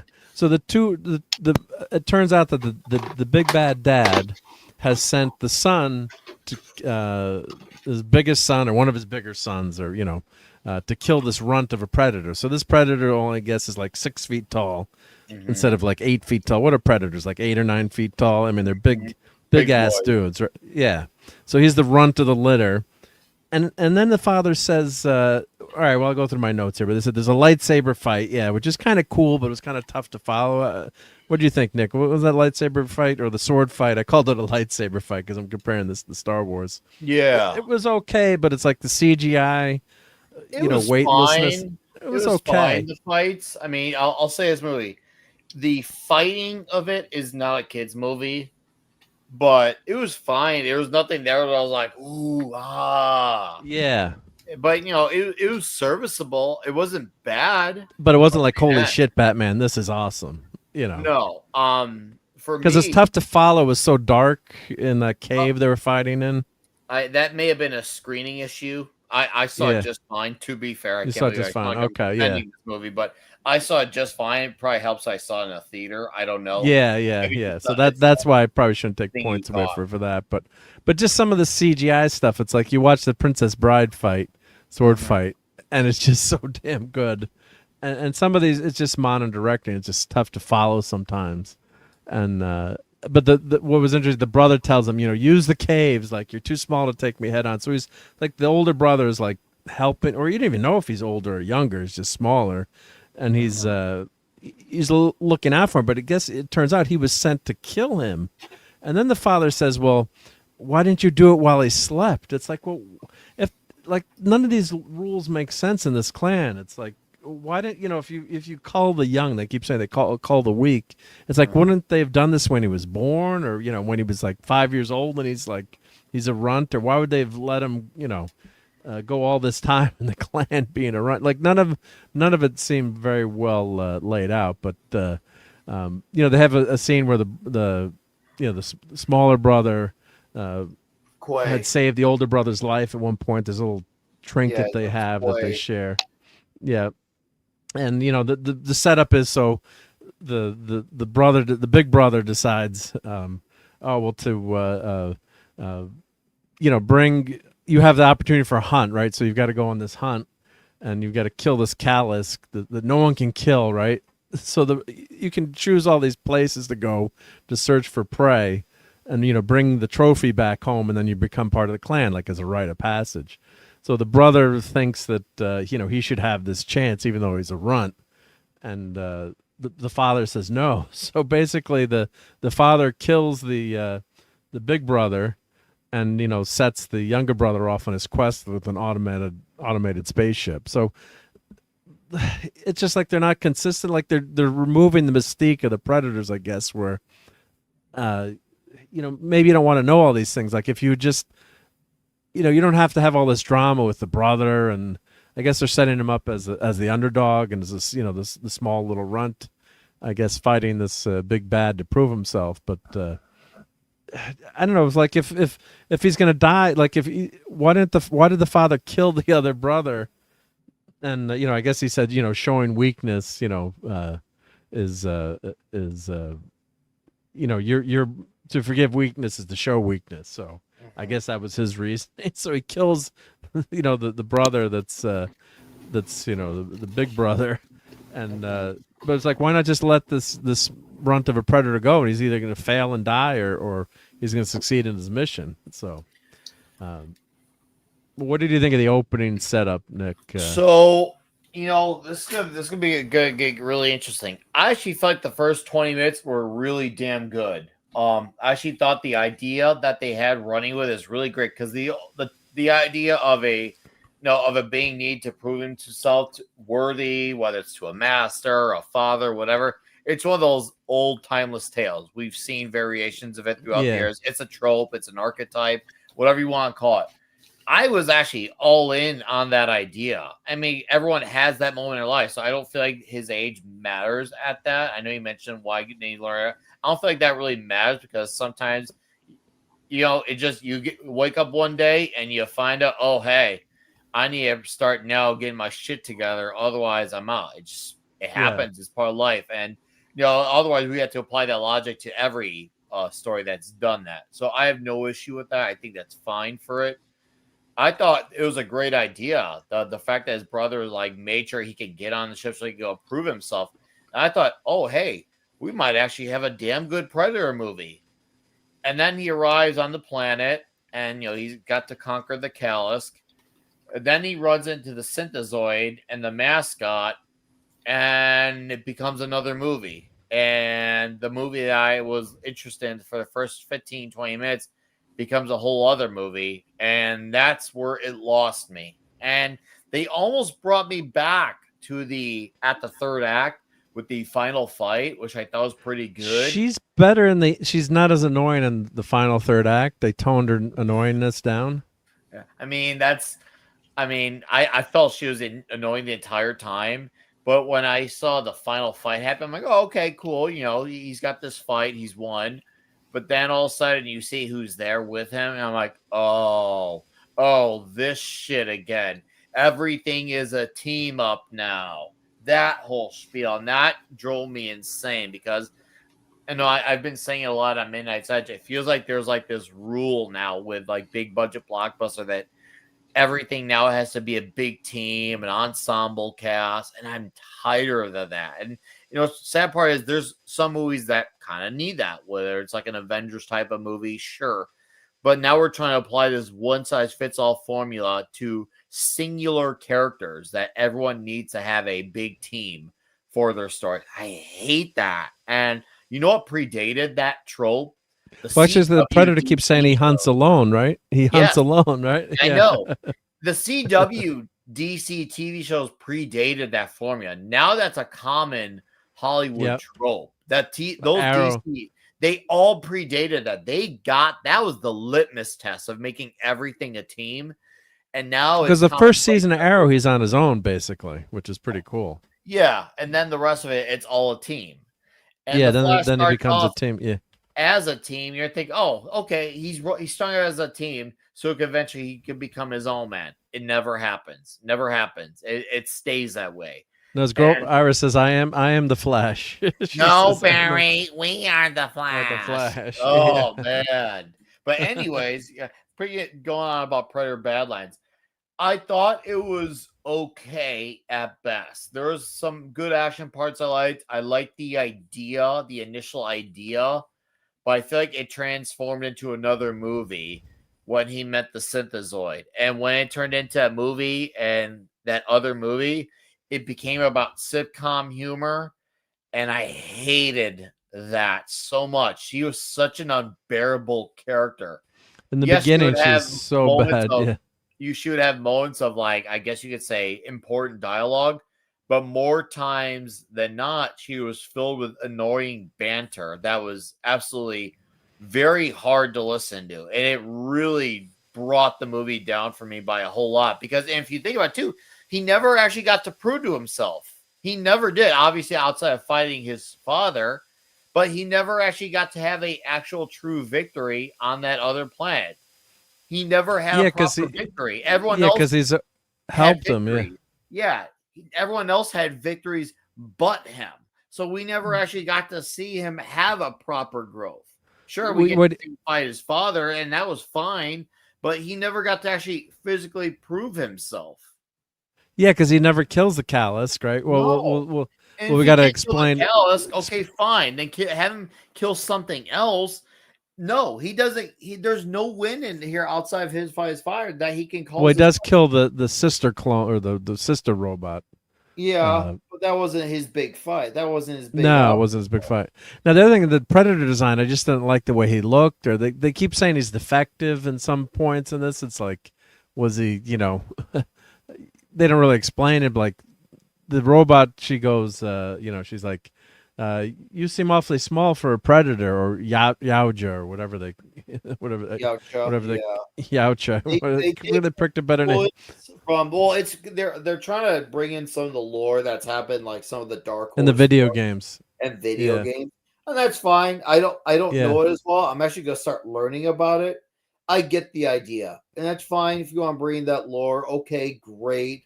I actually was not opposed to the idea of having a Predator be a protagonist. You know what you could have done? You could have made him be the protagonist, but still have him be a sick, demented, like murderous being. You could still have him prove his goal, and it wasn't like, oh well, who's going to be there for interaction? He didn't need interaction outside of maybe saying, like, let's say some hideous beast, and he acknowledged it in his own native tongue. Maybe he could run into the occasional character that spoke, sure. But this didn't, and no, even a male lead would have not said this part. This has nothing to do with women. You could put a male lead in the woman's place, and it would have not made it any better. It would have been just as bad. It would have been just as annoying, bad. No, C-3PO is annoying, but he's like charming annoying, and it's done with the right amount of humor. But next that's to also R2. Star Wars. It's not Predator. That's Right. not Yes. This type of story is a big mismatch. This whole she needs him to get in touch with his feelings, and I was just like, oh god, we're gonna turn the Predator The campfire into a scene. Yeah. pathetic character. Fuck that, bro. Well, the dead man says, yeah, the Predators are Klingons, like Klingons. That's actually in my show notes. I actually wrote that down. So Predators are Klingons now. Yeah, these dudes talk and sound like Klingons, which is not entirely bad, but they're you're getting into the world of the Predators now, where you were shut out before. Oh, and then my other show note, I said the dad shows up on a pod racer. So yeah, because he's got this open aircraft. It's like he's on a motorcycle. It looked like Darth Maul rolling in on this open thing, which is it's just such ridiculous design. So a couple of my show notes too. I said just technical stuff like that bugged me.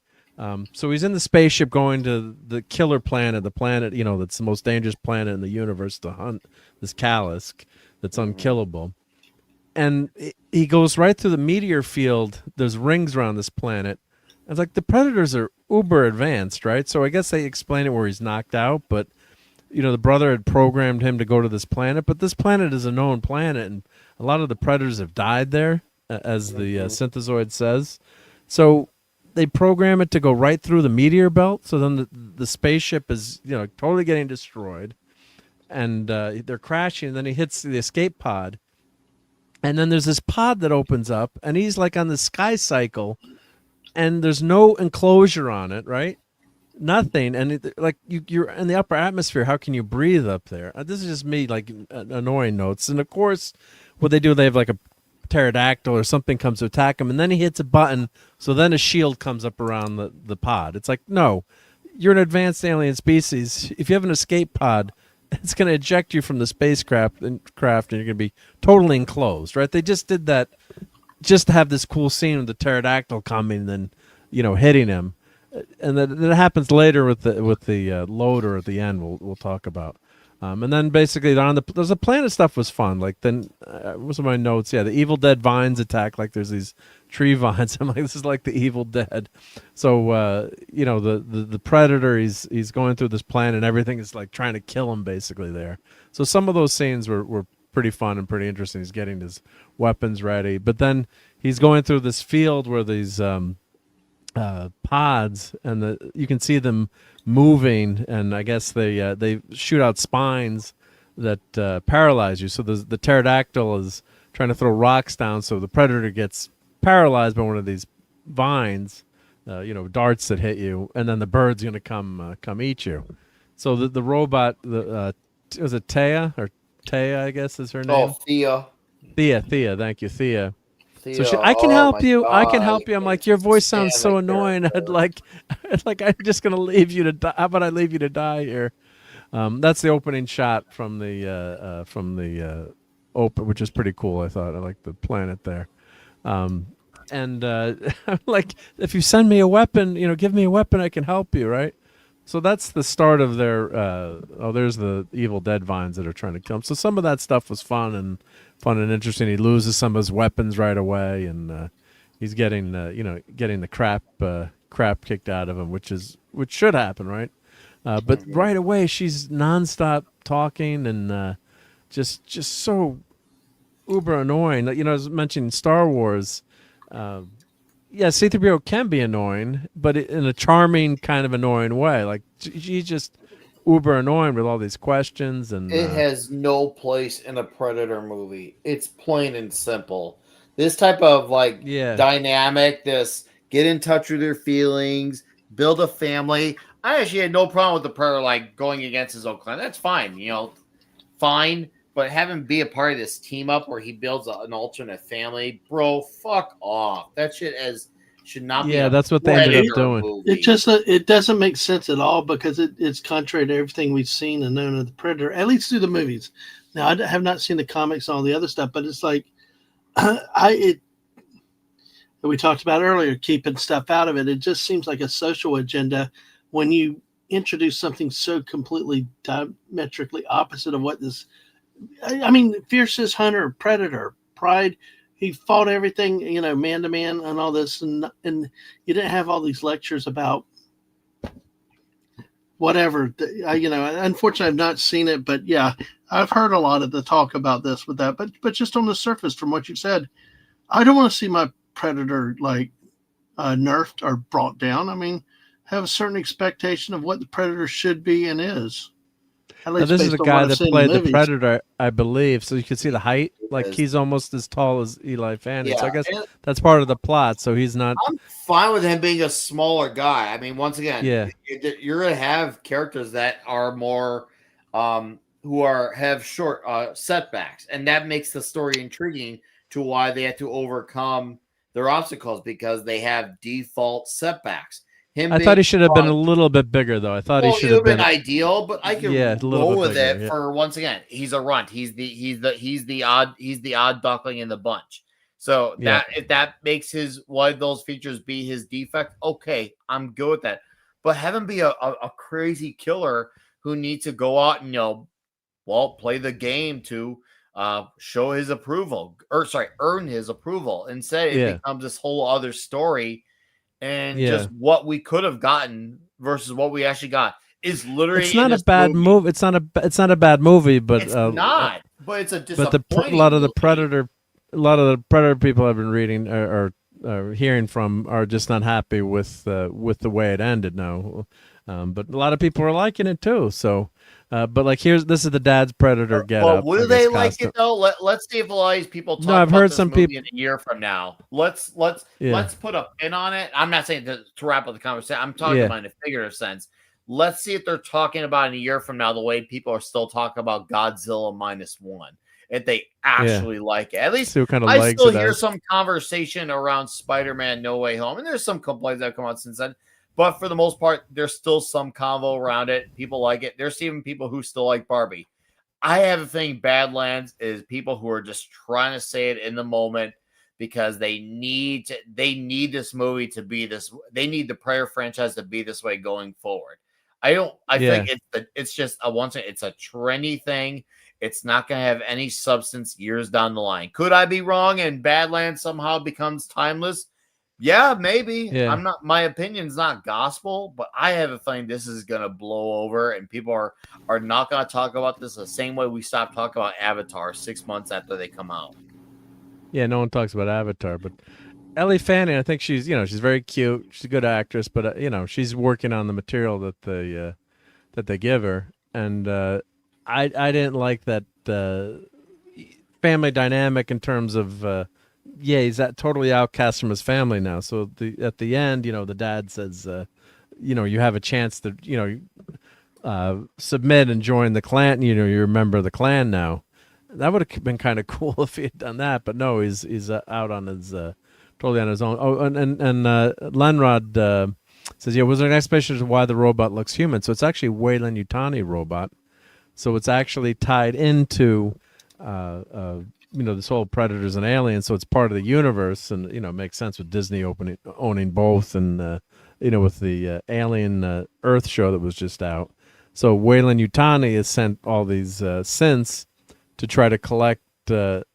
Basically, what they're trying to get this creature, this one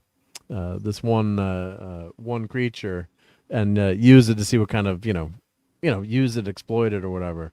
So it's and of course the other thing I was saying too, it's like you're telling me there's only one, the callus, right, that you can't kill. You're telling me there's only one callus on the whole freaking planet? Like, wouldn't you have herds? There was two. Yeah, but wouldn't you? How can you can't have a species with just two?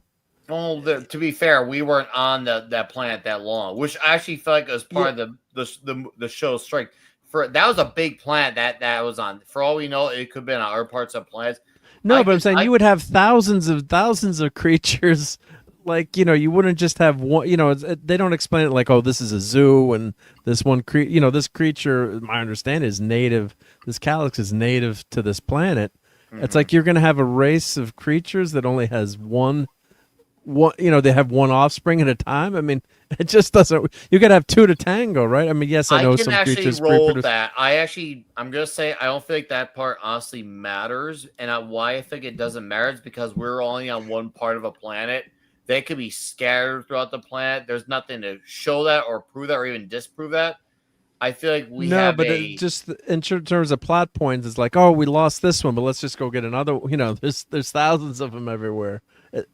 Just that, for me, I just always look at that sometimes a little nitpicky stuff, but I'm like, why is there only, it's like they kept making this big deal. They had to find this one callus, but it's like, there's got to be more than one. It's like, unless they had said like, oh, this is the, the ultimate one. This is the leader of its clan. It's the alpha.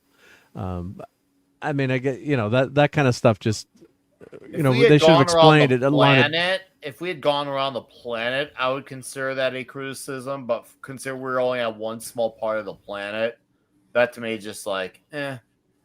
Yeah, but that's the kind of thing I noticed. Like, one of the lines was when the annoying robot Taya, she's like, How fast were you traveling when you crashed? Were you going were you going sublight faster than sublight speeds? We haven't cracked that yet. You know, she's, but it's like, you know, the way that line was, it was just didn't make sense to me. It was like, come on, it's like you can always travel faster than slower than light, right? It's like she didn't say, were you able to go travel faster than light? But that's just me. But basically, so what they do, she's got her sister who's like the more rational robot, I guess, or scientific robot, and they show the screen when the sister's getting repaired.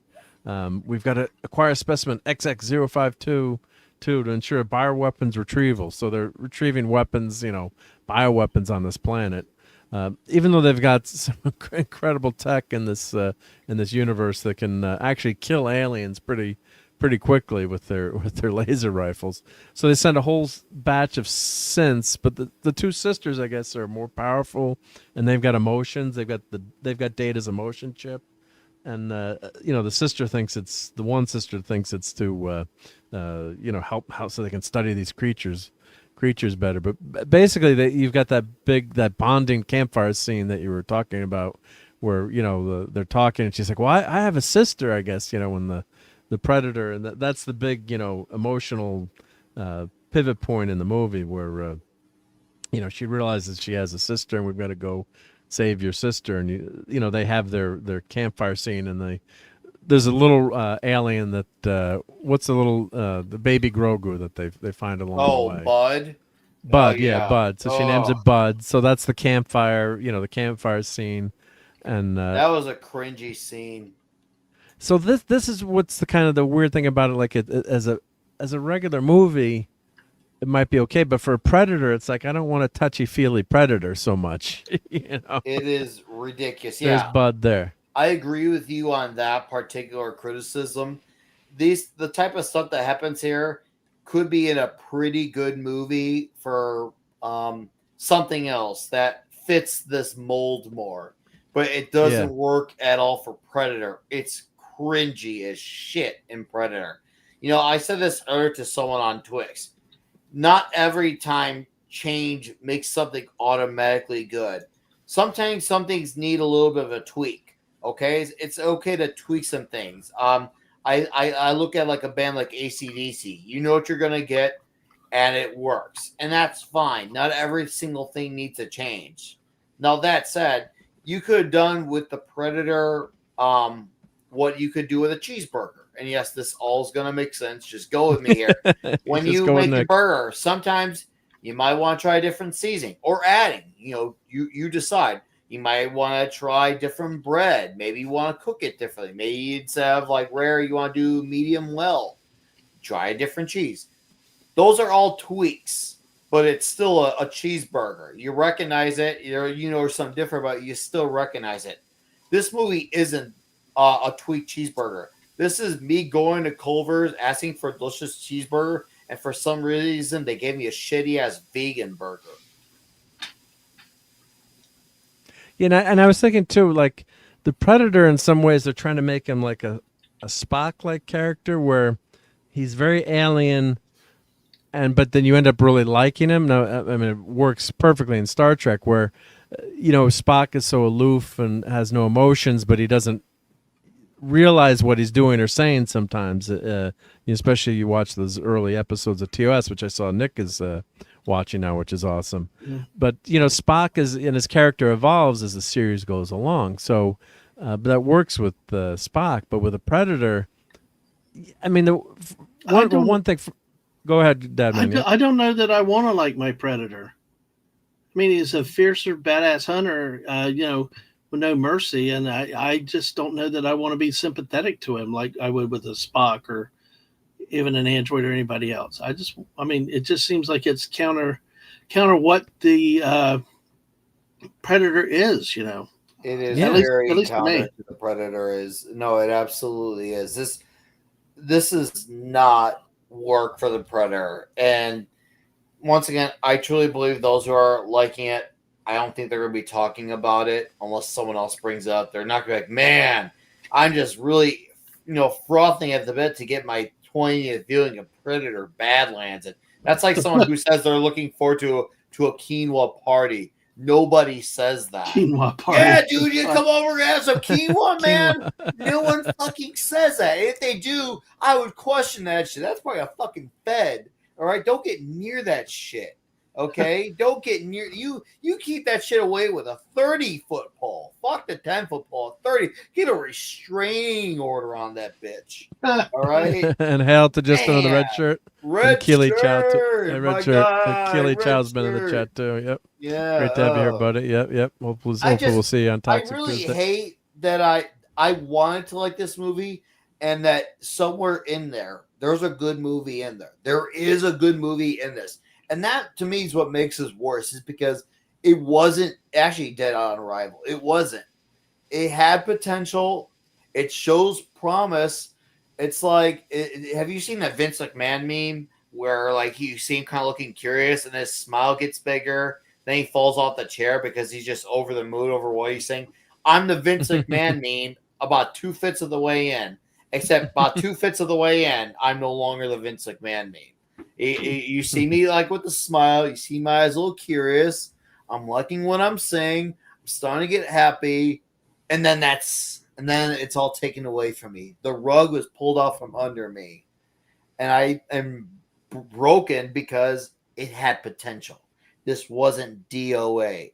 I would be like, yeah, fuck this movie. It never had a chance. I'd laugh at it a little more if it just never had a chance. But instead, it had potential, and because it had potential, I'm pretty mad about it. Yeah. Oh, this looks like Weyland Yutani. This is when the androids are knocked out, or the synths are knocked out. I guess it's supposed to be Weyland Yutani icon in their eyes, I think. And the interesting thing was, so her sister was it Taya and Tia? What were the two sisters' names in this damn movie? Was it? They were playing. She was playing both characters out. Yeah, Tia and Tessa. Sorry, yep. Thea and Tessa. Yeah. So, but they left like one scar, so you can kind of tell who was who. Yeah, which is a movie trope right. too. But they fix like the the machinery's fixing her up, and but they left like one scar, so you could tell who wasn't who. I noticed that too. Yeah, you noticed that too. But the other thing, there was she's got to get her legs back, right? That's why she's on the back. She's being carried around Chewbacca style, or C-3PO. And the Predator, they kind of try to explain it away, like he's, I'm just going to take you because you're a tool. Which technically, I guess, the robot is a tool to try to find the callus, so she can, help lead him to, the big bad. But the other thing too that pisses me, like the Predators are a bunch of pussies. I'll come right out and say it, because they've got all this high tech shit, right? And they're hunting these lesser creatures with all this high tech weaponry and stuff. Yeah. And the callus wasn't supposed to be a lesser. It was supposed to be the worst of the worst. So that was actually supposed to give Deck a proven challenge. Yeah, but in general, like when we see these Predators, like in Predators 2, it's like they're screwing around with humans. It's like it's a pretty damn easy kill, right? I mean, you can turn invisible, you've got this automated cannon, you've got all this high tech weaponry. That's why the end of Predator was so good. The first one, Arnold, where he takes all his gear off. You are one ugly motherfucker, and it's but. I'm half joking here, but in some ways, the idea of the Predator, it's kind of crazy too. Like a lot of them should be getting wiped out, right? I mean, because a lot of these hunts that they seem to go on Earth are pretty damn easy, right? I mean, think about the Prey movie, right? I mean, they're going after primitive peoples there in that Prey movie, and unless you have no weapons or you get rid of all your tech, it's an easy kill. So in a lot of ways, I think the whole setup is a little, because they try to make it seem like it's an honorable thing, and it's really not that honorable a lot of times. I mean, the callus, that's a great challenge, but the other thing that happens too, this callus is like healing factor better than Wolverine's too. So that was kind of cool in a way. The thing is basically unkillable. until the sister gets eaten in the end. So this is what cheats. Oh, At gosh. least so you've got Kai, I guess is it Kai, or whatever, the Predator Jr. He has this really cool scene where he runs up the Quay. tail, and he's The brother? Quay, Quay, thank you. yes, Quay, yeah, and he's jumping down, very cool scene, and he chops the Kalisk's head off, right? Yes. And you're like, he's won, right? But then the head reattaches, and he watches it reattach. I'm like, cut it off again, right? Oh, Deck. Sorry, Deck. Deck was the main one. Deck was the Deck was the main guy. Quay was the Yeah. brother who got killed early on. Yeah, Deck was the main one. Oh yeah, with the Yeah. regenerative thing, I was fine with that because it adds. No, to that the was challenge. cool, but it was But- cool. But it's like he didn't get to. He didn't never have a got proper to. win. Yeah. So what happens is the sister, there's this one whole trope where she's trying to get her legs back, right? Yeah. Tessa's trying to get her. Taya's trying to get her legs back because he's Oh, the been jokes disconnected. on that about the legs were awful. Yeah, the leg jokes, Dude, and then the jokes were awful. then her legs are walking around kicking ass on their own. It's like, Oh god, geez. that was so cringy to see the leg. Once again, that was MCU humor in the Yep. movie. That was Yep. MCU Phase 4 humor in the movie. yes. And then the fact that everyone he is surrounded by was a woman. Bud was a woman. Thea, Tessa, women. The mother, woman. The mother shows up at the end of the Predator, woman. It is a fucking woman fest. Yeah, so she gets the legs finally reattached at the very. I mean, then it takes a long time to reattach the legs, and then it gets interrupted, and then but all of a sudden she's got her legs back, like pretty quickly it seemed towards the end of the movie. But the then what's ridiculous was they have a loader that comes out. It's a copy of Aliens, right? It's in some of the posters here if I get to it, but they come out with a loader like so. The sister comes out, the bad sister comes out like Ripley in Aliens in this big badass loader that's obviously tied, Wayland Yutani, so it is tied to Aliens in some way, but it's like the biggest, baddest loader you've ever seen, and she's fighting the Kalisk, and eventually she this is the cut to the chase. She gets swallowed by the Kalisk, right? But then somehow she sets off all these grenades, is able to survive but kill the Kalisk because she like freezes. She sees she goes onto the Predator ship and finds all these grenades that I guess it looks like it freezes you. Was that like it's an ice freeze or something? Yeah, And, it was an ice thing. Yeah, an ice thing, right? The Kalisk, yeah. Yeah, so she ends up killing the Kalisk. Yeah, right? go figure. Freaking Tessa killed the Kalisk. Go fucking figure. Yeah. Oh, so that's that what I didn't like. annoyed me. That's what I didn't like. So Tessa kills the Kalisk, and then so then Deck he's able to eventually take her out. Like the sisters are confronting each other, and it's this standard movie trope where she's got the Predator's gun lined up on the sister, and the sister Taya says like, we were never sisters. She's about to kill her, but of course, like a classic villain, she talks too long, and and Deck comes behind and chops her head off. Right, so that's his trophy. Right, so that's his trophy, but he doesn't get to kill the Kalisk. And the other part is Bud, not related to Buddy Hepburn, is actually a baby Kalisk. Right, so you find that out that I knew that was gonna be Yeah. Otherwise, as soon as that Kalisk had the Predator pinned down on the ground and you saw the face of it, I realized right then and there, oh, that's the parent of Bud. I knew right then and there. I knew it even before they actually acknowledged it directly in the movie. A half hour later, I'm like, yep, that's the mother. Yeah, because Bud spits on the Predator.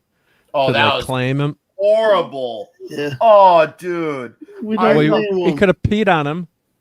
Oh, Dude, geez. you know what's the saddest part between the spitting and all the MCU humor? People in the audience were laughing at this. They thought it was funny. I'm like, wow, you people actually Can't find spit this on a shit Predator. funny? Oh, dude. Oh, my God. The spitting on the Predator. And then they're joking. It's funny. He's showing affection for you. Oh, my God. Dude. Yeah, because it was like, What? and then that ending scene, like where the Predator is kicking ass, had some good points where he's like good parts where he's like coming back to like kill the Callus and I guess save Tessa or Taya, whatever. Yeah. Maybe Yeah. I guess, but Thea, yep. Yeah. But then like they have that stupid scene where the legs are doing all this stuff, and then he's like trained a bird or some snake to like shoot acid, like Right. from his shoulder. It's like, how did that happen? Like, did R2 was mentioning that in his stream? It's like they must have left the scene out on the cutting room floor. It was fun, it was cool. He was zapping all the synths and they were melting, but it's like, yeah. Did I miss something, or how did they show him training that snake thing, or did he just show up with him on his shoulder, Nick? I guess. But yeah. Oh God. Yeah. I will say the one silver lining of all this is it got me to now actually seek out some Predator comics and good ones. So I've been going through some lists of people who curated lists, and see. Oh, hey, these are the books I like, and I'm looking to see what are some common ones, and then what are some lesser known ones, and then kind of make up my mind from there. So I can try to understand the lore of these comics because, I've only read like one other Predator comic in my life, and I liked it. I really did. I'm like, this actually was like, okay, I want to actually go in and look at it because this actually is a property that I would like more from, but I'm not getting my answer with this movie. So I guess there's a weird thanks to this movie for unsatisfying me so much that I gotta go seek out other Predator material to get good Predator material. Yeah. Well, Mark, I'm going to slide out real quick. Congrats on 200 episodes again. I need to get some sleep. I'll be needing to do that soon too. Yeah, I hate to leave you, but hey. No, God, you got to work tomorrow, right? And then thank you for being here for so many of these shows, and you were on show number 2, so you're I famous didn't now. realize that. I didn't realize I've been around that see? long on this show. Well, that was Hey, 4 cool. years ago, so yeah. I you know what I think is misjudged my timing was the fact that I did not start streaming for about 2 years after I started showing up to okay. you. That's that's what I right. think threw me off. So, but hey, again, congrats, Mark. We can talk it down the road, but hey, good to talk to you again, Nick, and y'all everybody have a good night. Yep, take care. Yeah, you take you care, got me Dad Man. Everyone sub to Dad Man. You got me for about 10 minutes, and then Okay, no, that's good. Yeah, we got people got to work in the morning. Yep, all good. Yep. But no, Dad Man's been a great friend and great to hang out with him. So yeah, it's a lot of fun. Yeah. So so the end basically, they do have some pretty cool fights. So like I can't totally kill this movie. I think if they had changed some things about it, would have been more enjoyable, or made the Predator like not so cuddly. You've got this poster up here, so you added you got Grogu here. And you've got C-3PO basically, it's and they added the snarkiness to it. So if it had worked better, I think if the robot maybe had been so obviously as a comedic sidekick, and then they grew to respect each other in the end, and then they kind of had that that admiration which you always have. So. And it was just too predictable. So then what happens is Deck goes back to the Predator planet, and then the father, he throws the head of Tessa. This is my trophy, which is the robot head, which doesn't make any sense, right? Because he's supposed to have gotten the Callus, and the dad tells I don't know if they're guards or whoever, 2 Predators like take him out, like finish him, and there was a really cool fight scene where you could see where the younger brother has learned how to fight even better, and so he takes the 2 guys out, and he actually takes out the dad, right? And so the father has a good line like maybe the right son did survive, but he tells him yield and you're a member of the clan now. But then they, in a stupid instead of having the Predator cut his head off, kill his dad, they've got all of a sudden the bud obviously ate a lot on the journey, or maybe there was a time limit. It took a while to get back to the planet, or if they had said like it took 6 months to fix the spaceship that was destroyed, on the planet. Like, how did they get that spaceship to fly again? and Bud comes and chops the dad's head off and eats his dad's head. Mm-hmm. And Bud is like massive now. Bud's like really bad, really big. So thank you for posting that, Richard. Yep, everyone sub to. I hated that Bud right? and Thea came back with him. That actually, I was actually kind of like, oh, okay. You know, I was disappointed with a lot of this movie, but at least we got a pretty good ending. And as soon as they showed them, I was like, fuck this ending now. I immediately changed my tune to fuck this ending. You had to bring them with, because you know what that does now? It's saying this is going to be the story going forward. Even Mr. H, who liked this movie, he actually was very favorable towards it. I don't know if you know Mr. H is, but he was very favorable towards it. But the funny part that he said about him like is, I don't want another movie like this. And he was favorable towards the movie. And he's just like, but we don't need another movie like this. Bro, yeah, so you're going to learn the wrong lessons. This is why I hope this doesn't make money, because they're going to make this the way of it going forward. Well, yeah, you know, they're setting you up for another sequel with this. And hail to Lisa. Yeah. Supergirl's in the chat. Hey, Lisa. Yeah, so like you're right. That's a great point to bring up, Nick. Yeah, so if he had just gone back to the planet, now he's a full-fledged fighter. You know, he can kick ass, kills the two guys, kills the dad, and takes charge of the clan. That would have been pretty cool, right? If they just ended the movie that way. Oh, if he took the clan. He's in charge of the clan. Shit out of his dad. See, that's what I thought we were going to get. He's the runt that's in charge of the clan. Yeah. So, but you've got to have Bud. Cool. No relation to Buddy Hepburn again, coming in and killing the dad, and then he says, "Well, no, I have a new clan now, and it's you know, Taya and Bud, and they're the new Guardians of the Galaxy, I guess." And you're kind of cheated over that the son killing the dad there at that one point, or humiliate, or just saying, "Yeah, I'm part of the clan now." If that we never got to have the runt claim his victory down at the planet. That we got cheated of that. We got cheated of him having a victory where he gets to lead the Predators. Nope, he's a part of a team. You know, even if he didn't even lead the Predators, even if he just beat him, say, you know what, fuck all y'all, I'm out of here. Fuck this shit, I'm out. Yeah, I'm going to my own. With that, yeah, I'm going my own way. I would have been fine with that too. I'm not closed-minded in that sense. I can entertain more than one good type of ending. But we got none of those. He has to have a family because we got to include everyone. We can't now have a hero journey. It's got to be the team's journey so we can include others. Oh, and dude, that was one of my biggest problems. And people have heard me on stream. I enjoyed Superman. But one of my biggest complaints about Superman was it being a team movie. I want a Superman movie, not a team movie. And they're deciding everything needs to be a team. I like that for my Avengers. I like it for those movies. But I don't need it for a Superman movie or a Predator movie.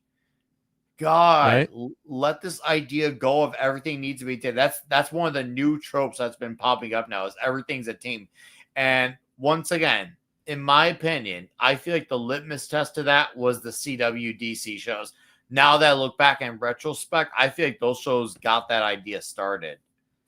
Yeah, and I can kind of forgive it a little bit from the TV show. Like, Clive would always joke, let's go talk in hallways, where, they don't have a big budget and they you got to kill time and you have obviously more character development. You try for more character development in a TV show. So I can kind of forgive it, and there's ways to do it where it's not as boring either, but in a movie you want something more compressed. But if they'd they could have saved it a lot too if they'd had that ending where he just went off on his own, but they're setting it up as a sequel. And then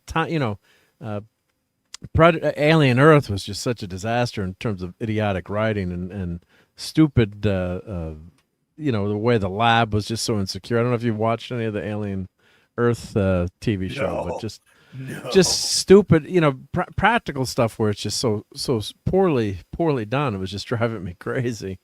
And like you're throwing stuff at the TV. Like how could you have a lab where you've got the world's most dangerous creatures not have great protocols? I mean, yeah, maybe that happens in China, but that's supposed to happen with when you've got aliens, right? So and the head they always act stupid, right? The head of the company is just idiotic. So they're tying in all these franchises. So I think this is gonna make money or do well enough. You're probably gonna get like a Disney Plus TV show with these two together.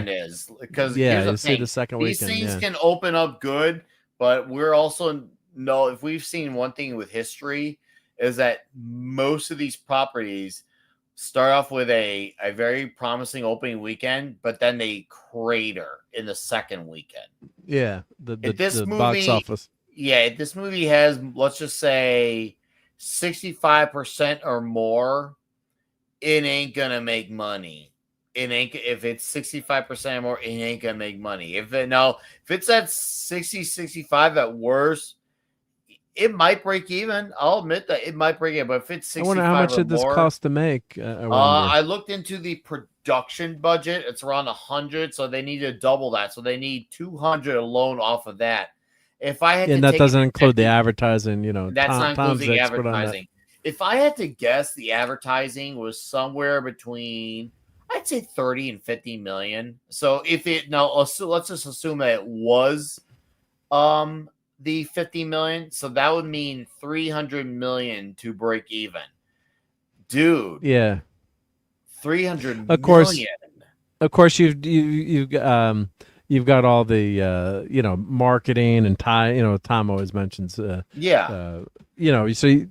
then of course the streaming deals, and you don't know how it's going to do, but in terms of what deals they've got, but I think they got to be pretty happy with this in terms of what's the first week, in terms of response, and box office has been way down, so.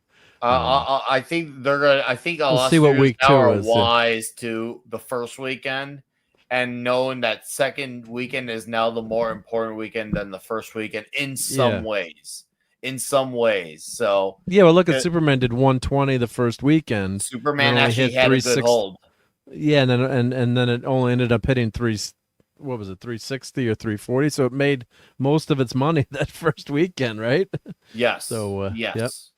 No, that is definitely. Superman did hold the line. It never had a chance overseas. It opened so low overseas. Yeah. Even its opening weekend, that it had decent holds overseas, but because it opened so low, the interest was just never there. So never sustained. Yeah. It couldn't be sustainable no matter which way you sliced it.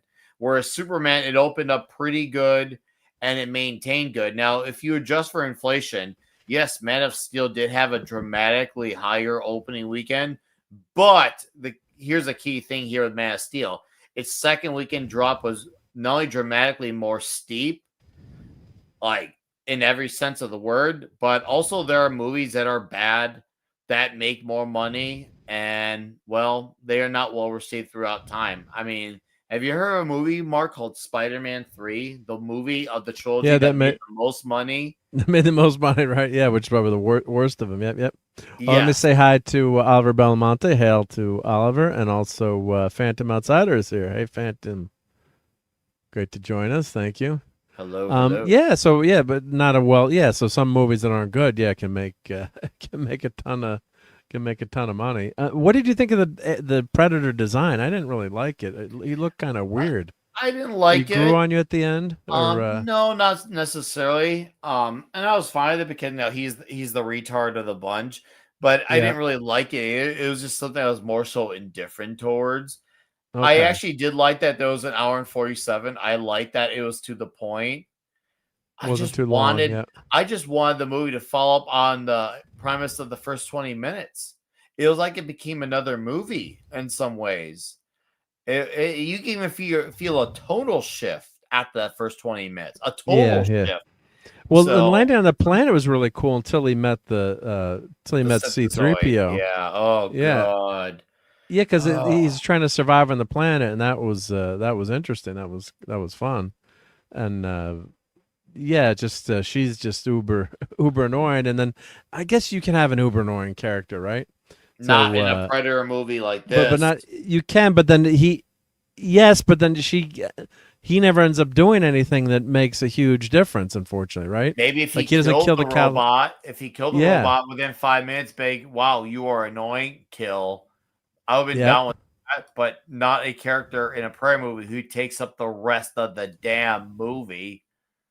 Yeah, so that's where I thought it was a big miss. Yep. Oh, and Phantom saying, when in the history of the Alien franchise did the corporation even care a little bit about employee safety? Or did I miss Aliens where they sent colonists to find the alien nest? Yeah.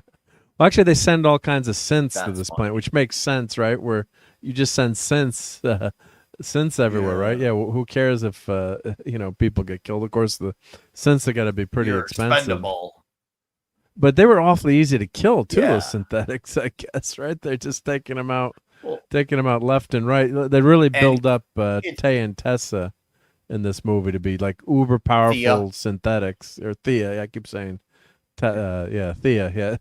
And Mother is in this too. Like the corporation's talking to her on the ship. Like we're gonna turn you off if you don't bring back the callus. It's like, don't you have like another 20 synthetic robots in behind here that can do this? Or I was surprised they didn't have a human in charge too. So there are humans on this planet. They wanted to maintain that PG-13 rating because the violence seems a little less brutal and gruesome when it's androids getting killed and not human. Yeah, and I feel like that was white kind blood, of their right? out. Yeah, that was kind of their out for that. And yeah, the violence when you get it, it's not watered down. It's pretty brutal violence, but it's not anything that's gonna feel full of impact because it's all synthezoids. It's all creatures. Yeah. So they get chopped up or they melt. Yeah. And there's not a lot of weight to when these things get killed. It's just like, okay, soulless beings got killed. Yeah, so there's no right, yeah, there's no blood and guts, but it's like synth blood and guts. Outside of the dad, the only death that felt like it had an impact was the death of the dad at the near end. That was about it. And that one to be fair, makes sense. I could see them running with that idea. I think there's logic there that does line up.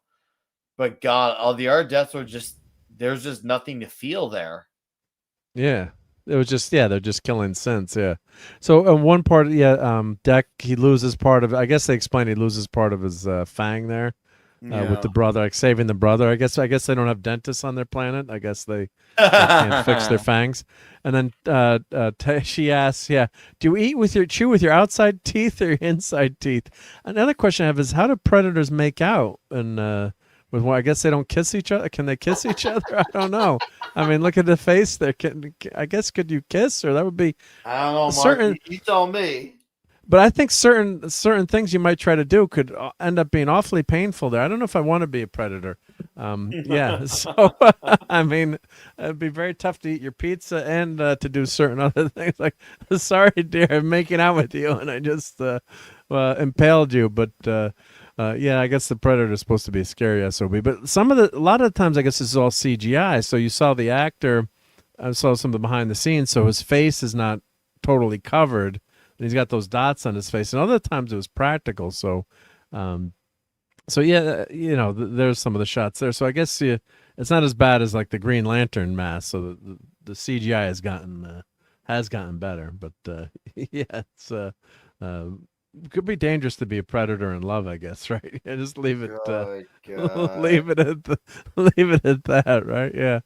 So but overall it was not a terrible movie in terms of the action, and it's very predictable, by the numbers movie. Some cool stuff on the planet, like the exploding bugs and the vines. I really like the planet design. I thought that was really good, but it's just as terms of the predator getting to kick ass, that they didn't let that happen. And Lisa saying she'd watch Alien Earth season 2. She like all the critters are great, Lisa, but you got a lab. You think you'd have all they had to do was like have a spy come into the lab or have someone release the creatures, but they're just idiots there, and they get themselves eaten because they have they have like cages that the critters can open up themselves, and you've got the synthetic kid that goes into the cage, and he into the with the creature that can eat synthetic metal, and he like props the foot open on the door because the gate's not working, or the safety feeding mechanism's not working. It's like, I was just screaming like, this is just so stupid. This is so poorly done. Just in terms of the lab setup, it was just ridiculous. But I always, those kind of things that just annoy me, and sometimes I can't get past them. I maybe should, but the critters are really cool. Like the eyeball critter was good, but just they're all a bunch of idiots on the show. It's like I want them all to get eaten and killed because they deserve to get killed. But I guess the Alien Earth show has been pretty popular too. I guess it's been doing pretty well. Yeah. So,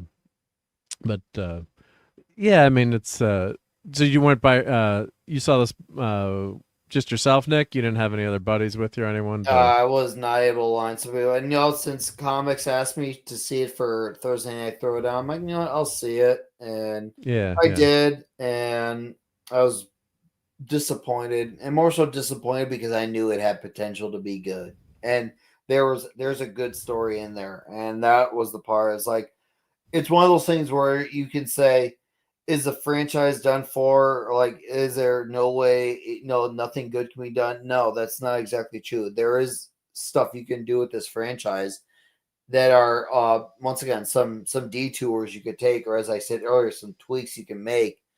But instead, they give us the skinny soy gluten-free vegan latte Starbucks equivalent of the Predator movies. And my life feels cheated, and we got a Predator that lost its balls and never gets them back. This is the neutering of the Predator. Well, he's got a new family. He's got a family. He's got to care for them, guys. He's got to care. He's for gonna them. be. They're gonna have a new Alf sitcom, and it's gonna be with the Predator and Tessa and Bud, and it's gonna have a Mexican Iron Man's gonna produce it, and it's gonna be the new Alf. Yep.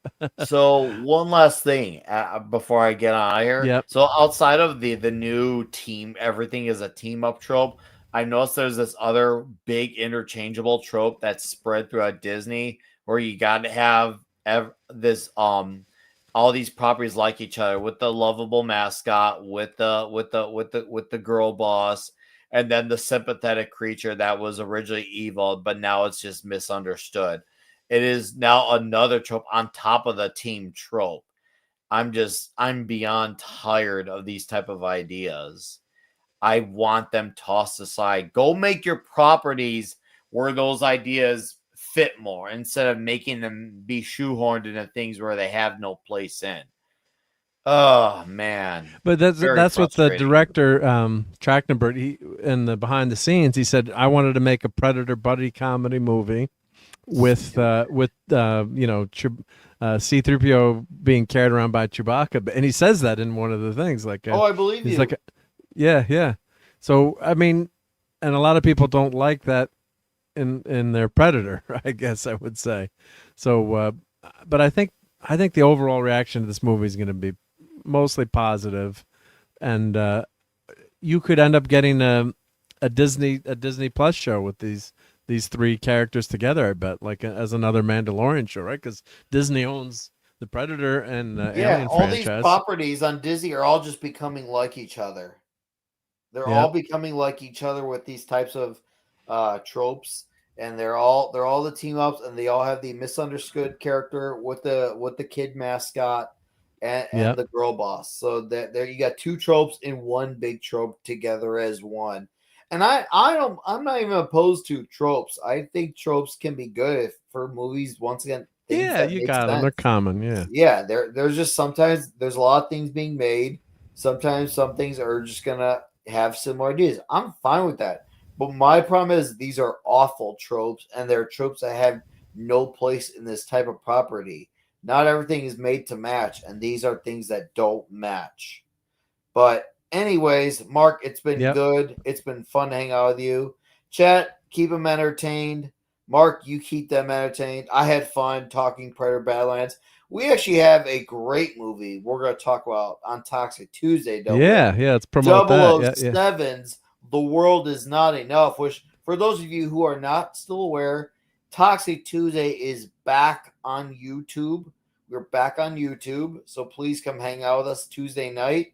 We'll be talking James Bond, and I'm excited about that. I'm really excited about talking about The World's Not. I've watched it twice in the last week, so it's safe to say I'm ready for this movie. I will be ready too. Yep, I'm getting that slideshow ready. I got my old school DVDs. I got to listen to the director's commentary. Nice. Yeah. Nice, my man. On top of the good homework. Yes, please catch Toxic Tuesday. It's gonna be a fun time. But congratulations on 200, Mark. Chat. Thank you, Nick. Yep. Unless you feel obligated to, go watch something else. Skip Frankenstein. Not Frankenstein. Skip Predator. Maybe go see Frankenstein or Nuremberg, or wait for Sisu 2 or something, or Zootopia or whatever. I don't know. Just don't do yourself to prayer unless you feel like you have to. Anyway, yeah, Frankenstein's actually free on Netflix. I'm gonna watch it tomorrow morning to see how it is, because Yeah. I want to see what it's like. So. I was going to try to watch it this weekend or for this show, but I didn't get a chance. I did watch The Smashing Machine with The Rock, and he's good in it, but just it's kind of a blah story. It's just not that.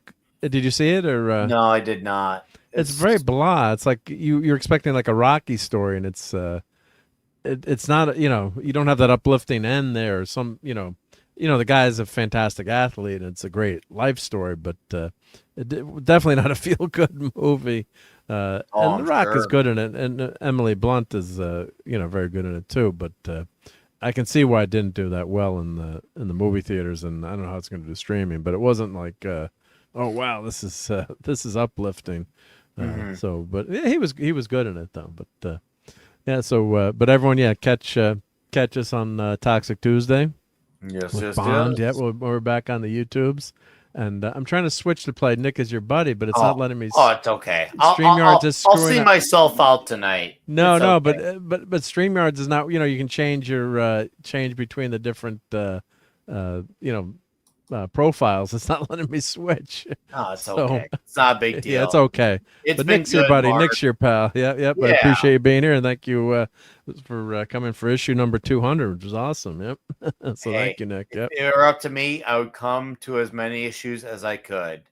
Yep. But great to have you, and we'll see you Tuesday. Yep. All right.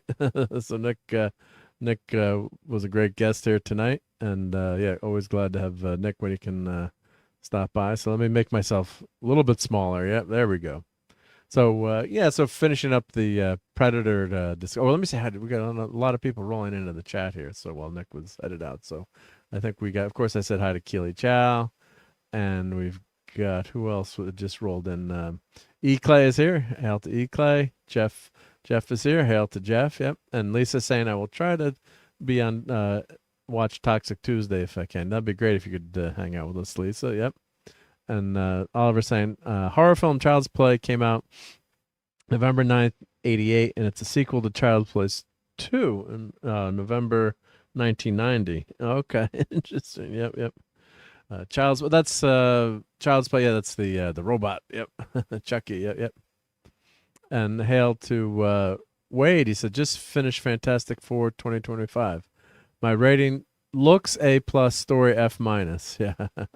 It was hard to focus. Well, I think the story was like an A+ until they come back from Galactus, and when they change it to they've got Franklin is the whole reason Galactus is coming to Earth. I think then it kind of took a nosedive at that moment there. Yep. Unfortunately, yep. So let's let me finish my Predator notes, because I actually wrote down all these notes for Predator. So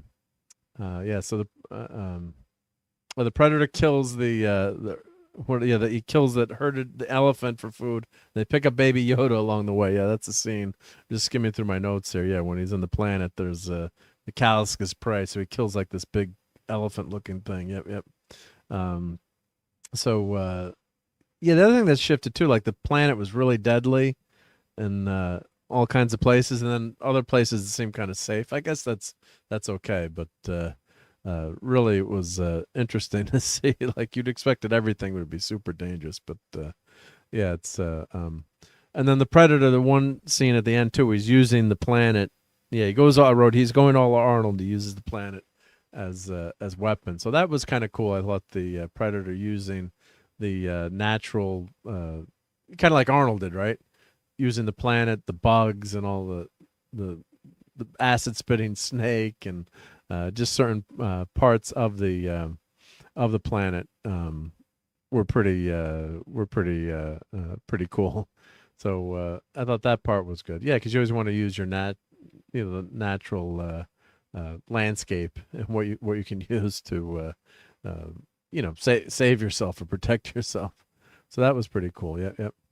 And then that Baby Yoda's the callous as a child. Yep. So that was kind of predictable, but you would have thought there would have been more of those callous on the planet there that they could have. And it seemed like, how would it have been that tough for the all those scents to catch one callus? Was that difficult, right? It took all those months. It didn't make sense to me. But that's just one of those tropes in a movie. At one point, I was hoping they would say "boring conversation," where the Predator, use that Han Solo line where he's getting sick of Taya. He just says "boring conversation." If you're gonna, they did that line in the new in that Alien Romulus movie, like "get away from her, you bitch." They copied it, but that was.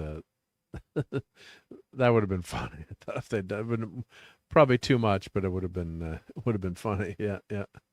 But yeah, so the director did set out to Danny Trachtenberg to make the Predator as the hero, right? Wanted to cast the Predator as a hero, and he did succeed in that, right? In terms of making you root for the Predator. So when you get to the end of the movie, you're rooting, as an audience, you're supposed to be rooting for him to, kill the dad and take over, except it turns out he's, got this new clan and he's got nothing to do with the Predators on the planet at all. So, that would have been, as Nick was saying, that would have been a nice switch if they had had him, take over the Predators. That would have been kind of cool, right? And then you could have had some conflicts with Weyland-Yutani. So I guess this is a completely original story. I don't think it's tied into. I think it uses some of the, some of the comic material. This is the prequel comic, so I think it's pulling in some of that comic book information, which is cool for a backstory. But it's you've got the Predator as a good guy that you're meant to root for. Where we've always hated the Predator. Maybe we respect him, right? Two boxers in the ring. Do they hate each other? Well, maybe or maybe not. But then they have a respect, for each other. So I'm gonna have to rewatch Prey. I guess it's been a long time since I saw Prey, and I did enjoy Prey. So I'm gonna have to go watch it again and see how it compares to this movie. And Jonathan is. Did you get the figure of the popcorn bucket? Because the bucket is ugly. Nope, I didn't get any merch for this. The action figures look pretty cool though. Yep. And Jonathan is not a fan of this movie. He says this movie is lame and gray. Enough said. I'll just say gray so I can trick the algorithm. But he's not kick-ass. When he has those kick-ass scenes in the end, it's someone, Tessa and her sister get the kills, and Bud gets to eat his dad, which is like comedic, stupid stuff, which they shouldn't do. Just for laugh, Bud comes in and chomps his head off, which was ridiculous. So, but all right, well, I guess enough of Alien. I guess I said Alien versus Predator versus Badlands. If anyone did see it, let me know what you rated in the chat. That would be fun. What you're rating, we're just throwing in a letter there or a number, 1 to 10 or whatever. If you did see it, what you thought of it. But it's been getting some positive word of mouth, and other people that are just going not enjoying the this take. This scene was cool. Yeah, where they're showing all the weapons that I guess he's salvaged from the ship when they crash. So that was pretty cool. But yeah, you do like that, man versus nature, predator versus nature, right? So that was interesting. But just then when we've got this the annoying alien sidekick, ouch. So I like Predators with Alien Bro. Yeah, that was Predator. Yeah, Predators are kind of a team up again, right? That was didn't they have didn't they captured the Predator in the end there, and he's in the lab and then he breaks out. And Jonathan still has a Dark Horse Comics Alien versus Predators. Yeah, I might probably have a bunch of those too. But why don't we segue? I guess no one has seen this in the chat. I guess no grades here. Let's segue to a little bit of enabling, right? Because enabling is always good. So there's a big starship that's coming out now that hopefully Santa Claus is going to bring me, but I don't know if it'll fit down the I don't know if it'll fit down the chimney though. But let me pull this up. But let me. Oh, don't close your StreamYard tab by accident. Don't do that. Let me find the link here. So Lego has a Star Trek license now. So it was Mega Bloks had the Star Trek license for a while, for many years, and they did have an Enterprise D, but there's a Star Trek Lego Enterprise D that's massive. It costs $400. Let me just pull it up here. Lego Star Trek. Of course, Lego's killing it with their IP, and they're doing really well. So very smart. The company was almost going bankrupt 20 years ago, and they were smart and got all kinds of bought IP, licensed IP, and is Tom okay? Tom's been pretty busy, so I think Tom's okay. Yep, he was in the chat tonight. He was hanging out, but just couldn't be on here. Yep. Tom is doing good. Yep. I think he's been he's got stuff going on. Been really busy. Said he couldn't make it as much lately. He's got some stuff he's doing, but Tom is good. Yep. So and hail to TZ. Yep. Studio did a Bob Iger. Yep. And everyone's name is screwed up. I don't know why. Sometimes the names aren't. It's not giving you your handle. It's just doing the what your actual name is. I guess it's not translating it, or it's some programming mess up here. Well, let's take the spoiler. This is not a spoiler. But anyway, so we've got the Enterprise D, the big D. So here's let's zoom in here. So there's a bunch of YouTubers have gotten this gotten comp some of these ships, lucky bastards. So there's already YouTube reviews out that you can check out on this. But this ship is huge. Like it's like 3 feet long. So and the D is supposed to be big, right? It's a big D. So the actual original Enterprise would actually fit into the saucer section of the D. Which makes sense. Like as a show, you're going to keep making it bigger. So, the big D where? Yep. Lisa said sorry. Yep. This big D right here, the Enterprise D. So the designers, one of the YouTube videos I found, the designer was talking about had a nice review of this and showed the introduction at one of the Comic-Cons that the two designers of the ship talked about it. So you get really cool action figures. The best one is the Wesley figure, which I don't know if Eric K is listening, but Eric K, you got a Wesley figure that we can put. We would always joke we had Clobby's Wesley shrine. But you've got all the main characters, and you've got Guinan as one of the main characters. The counselor's in her purple jumpsuit, not her later uniform. And of course, with Legos, a lot of the value is in the minifig, right? Because you can only get the minifigs if you get them with the set. So what's cool here, see this little pin? If you pull this off, the saucer separates too. So they did a really nice job on this, and they did a nice job of getting that oval shape, which is not easy in Legos. So It's lots of pieces, and the deflector dish, I guess these are custom pieces they had to make those look good. And yeah, because it's not a standard Lego shape. So Riker's got his trombone. I guess Captain Picard's got his Earl Grey. Geordi's got his engineering kit. Well, I guess they'll probably show the figures up close. So the D, I never thought looked good from that angle. There's certain angles where the D looks better. Yep. Hey, David Jones, how's it going? Yep. Nice to see it in Lego form. Yep. Yeah. So here's the saucer. They got the saucer separation, which is very cool. So I wonder if you could make this. I always like hanging these from the ceiling. So I don't know if you could hang this from the ceiling, because I'm out of space. Yep. Yep. So it's 11 by 19 by 24. Yep. Wow. So, and yeah, so this part comes off here. I guess that's the bay. Yeah, the one of the launch bays.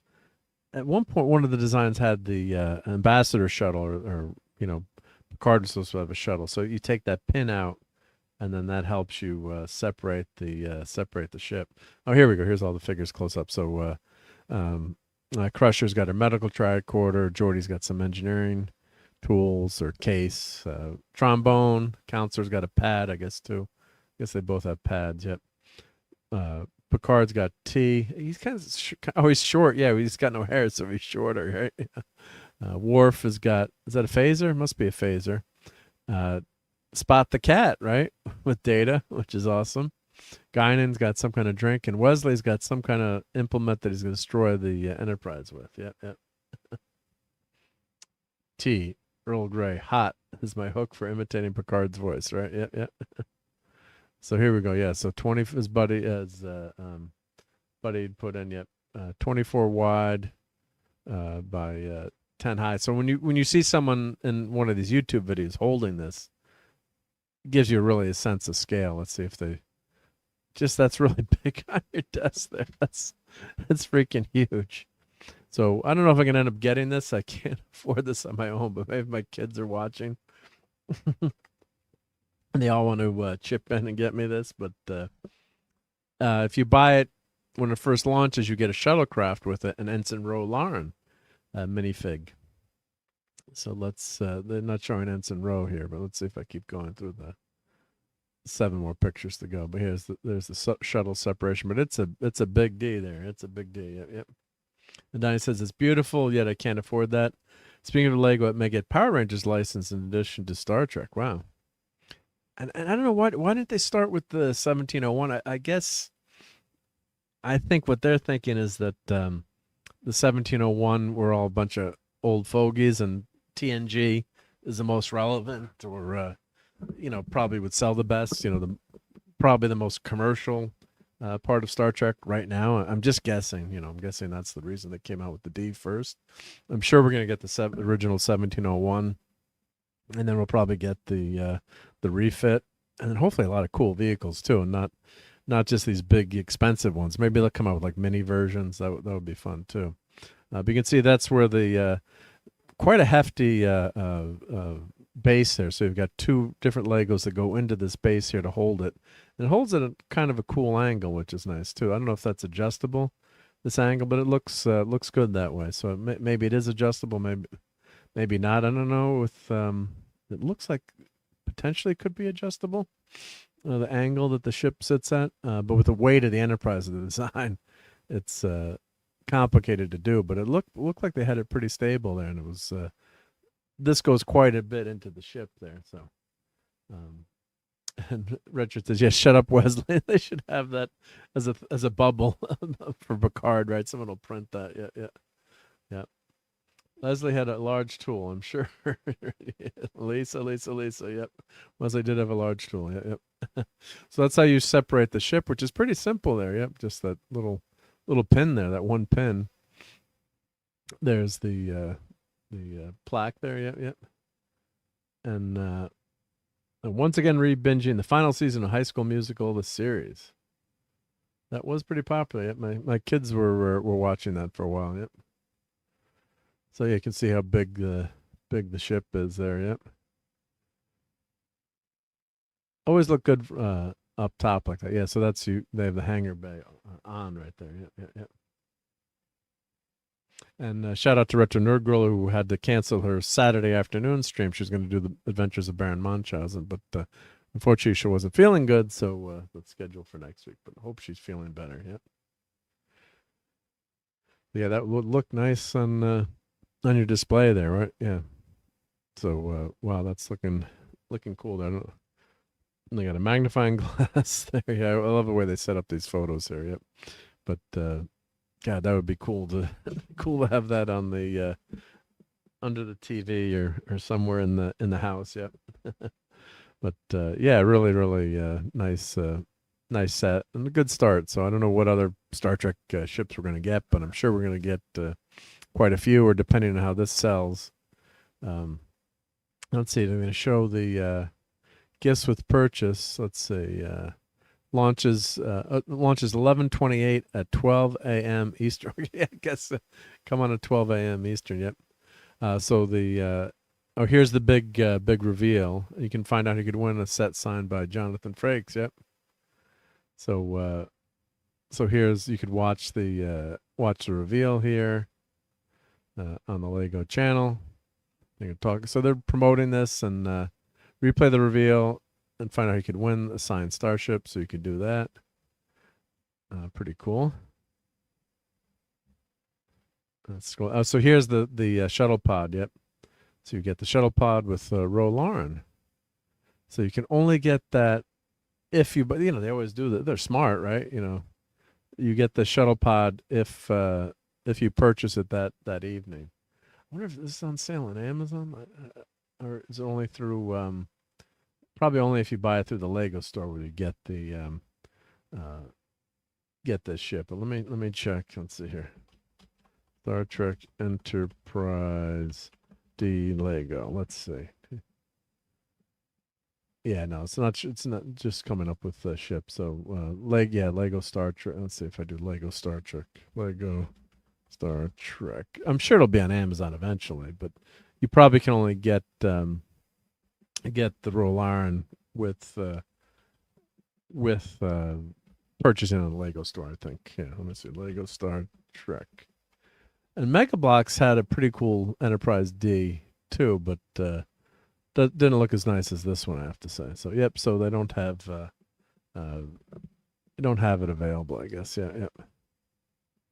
So there's the shuttle pod, and Onizuka, I'm saying it incorrectly, but he was tragically killed in the Challenger disaster. He was the first Japanese person of Japanese descent to become an astronaut and make it to space, and unfortunately killed in 1986 in the Challenger disaster, and that's what the shuttle pod is named after, which is a nice touch.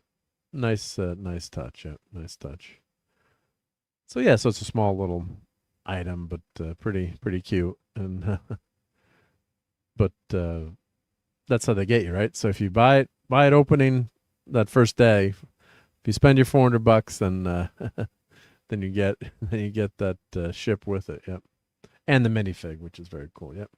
Well, good night, Don. I hope you have a great week, and lest we forget, here's the 200 episodes and 200 more. Well, thank you so much, Donna. Yep, much appreciated. Yep. So that's the shuttle pod you can get. Enjoy, if you like me, enjoy the Netflix docuseries Marines, Semper Fi Marines. Definitely check that out. All right, so that's the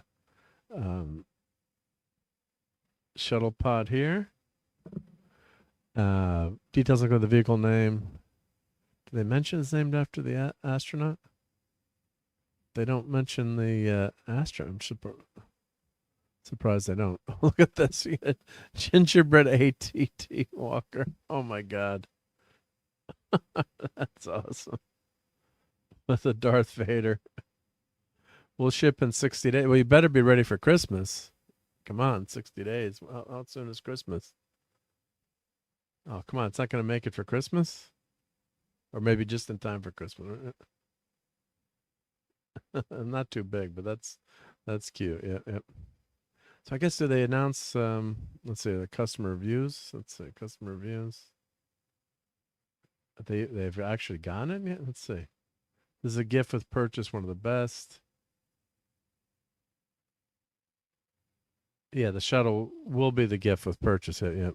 So, of course, yep. So, Star Trek shuttle. $400. It should be a gift with. Okay, so that's person misunderstood. Yep. So I guess I don't know if they have any other Star Trek stuff announced. Let's see, Star Trek projecting across the universe. Let's see. So I guess that's the only Star Trek ship out right now. So, but we'll get more. Yep. So they've got cool, Soundwave, Jack Sparrow's ship. Yeah, replay the big reveal. Ooh, Shelby Cobra. Ooh, that looks cool. See, they're just so smart here. Yeah, Krusty Burger. Who wouldn't want that Simpsons Krusty Burger set, right? Yeah.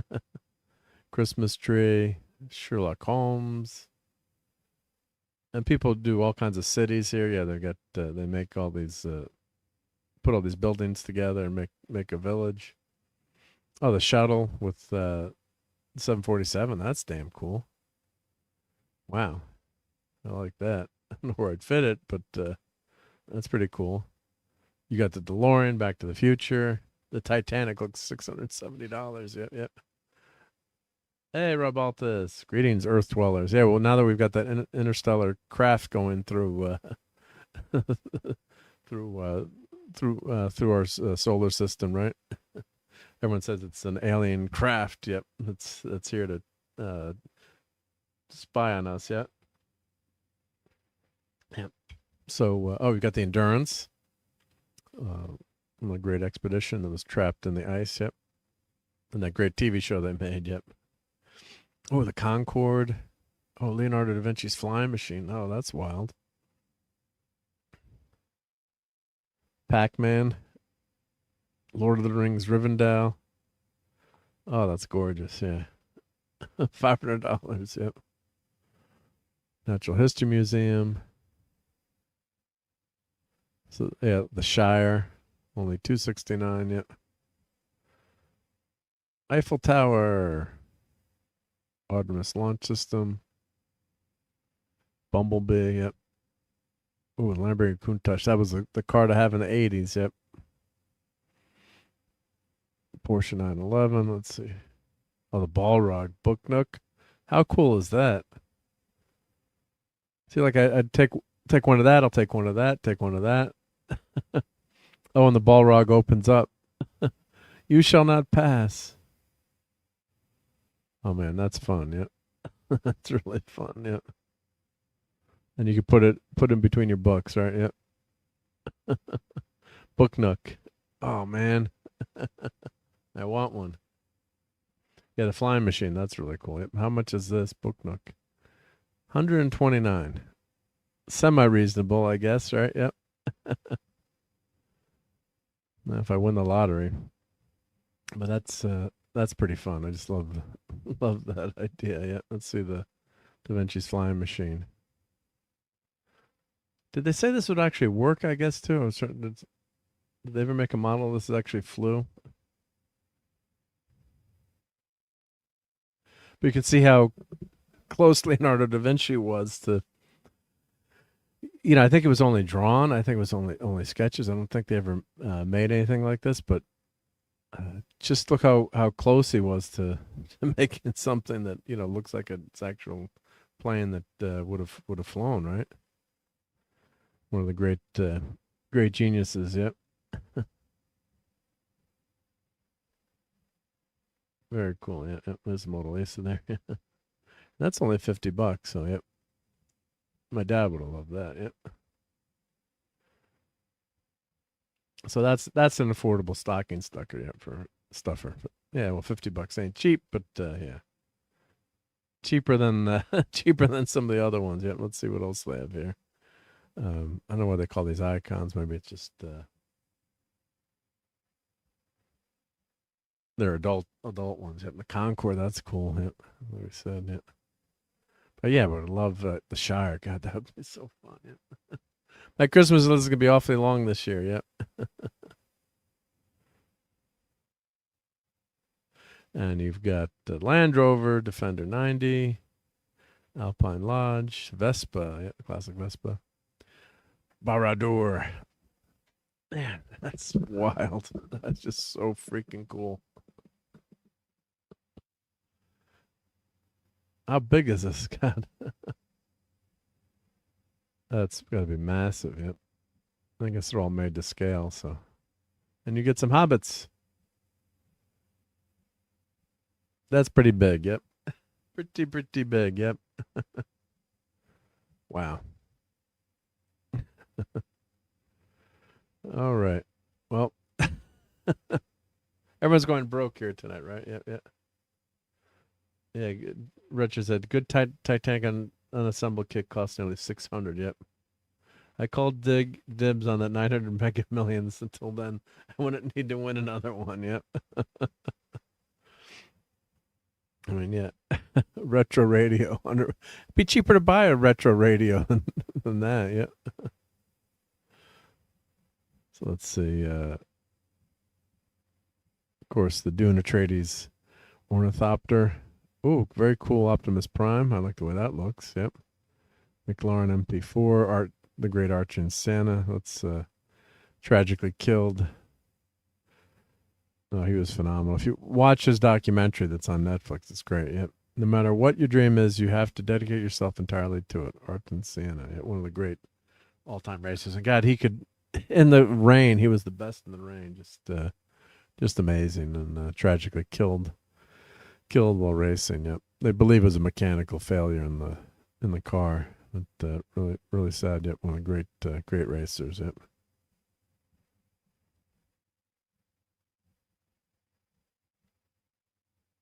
That'd be really $80. Yep, not too bad either to purchase. Yep. My list keeps going up and up and up and up. So yeah, take that. I'll take that Optimus. Yep. The Orchid, that'd be good to have. So I'm trying to get my orchids to flower. Yep, very difficult. Let's see. You got another racing car, some flowers there. Medieval Town Square. So yeah, just Lego was just phenomenal. Let's see. Adults welcome. Yeah, so they're smart. They're selling to adults, especially since the pandemic. They were it became like doing a puzzle at home, right? So you've got let's see, the ship from the Goonies. I mean, how cool is that, right? And who are they selling to? People like my age, right? That can afford, or hopefully can afford to buy stuff like this and all these great memories, right? So the Goonies ship, yep. I hope the cast of the Goonies got these for free, right? They get the ship, right? And their minifigs, yep. So that's so damn cool, right? Yeah.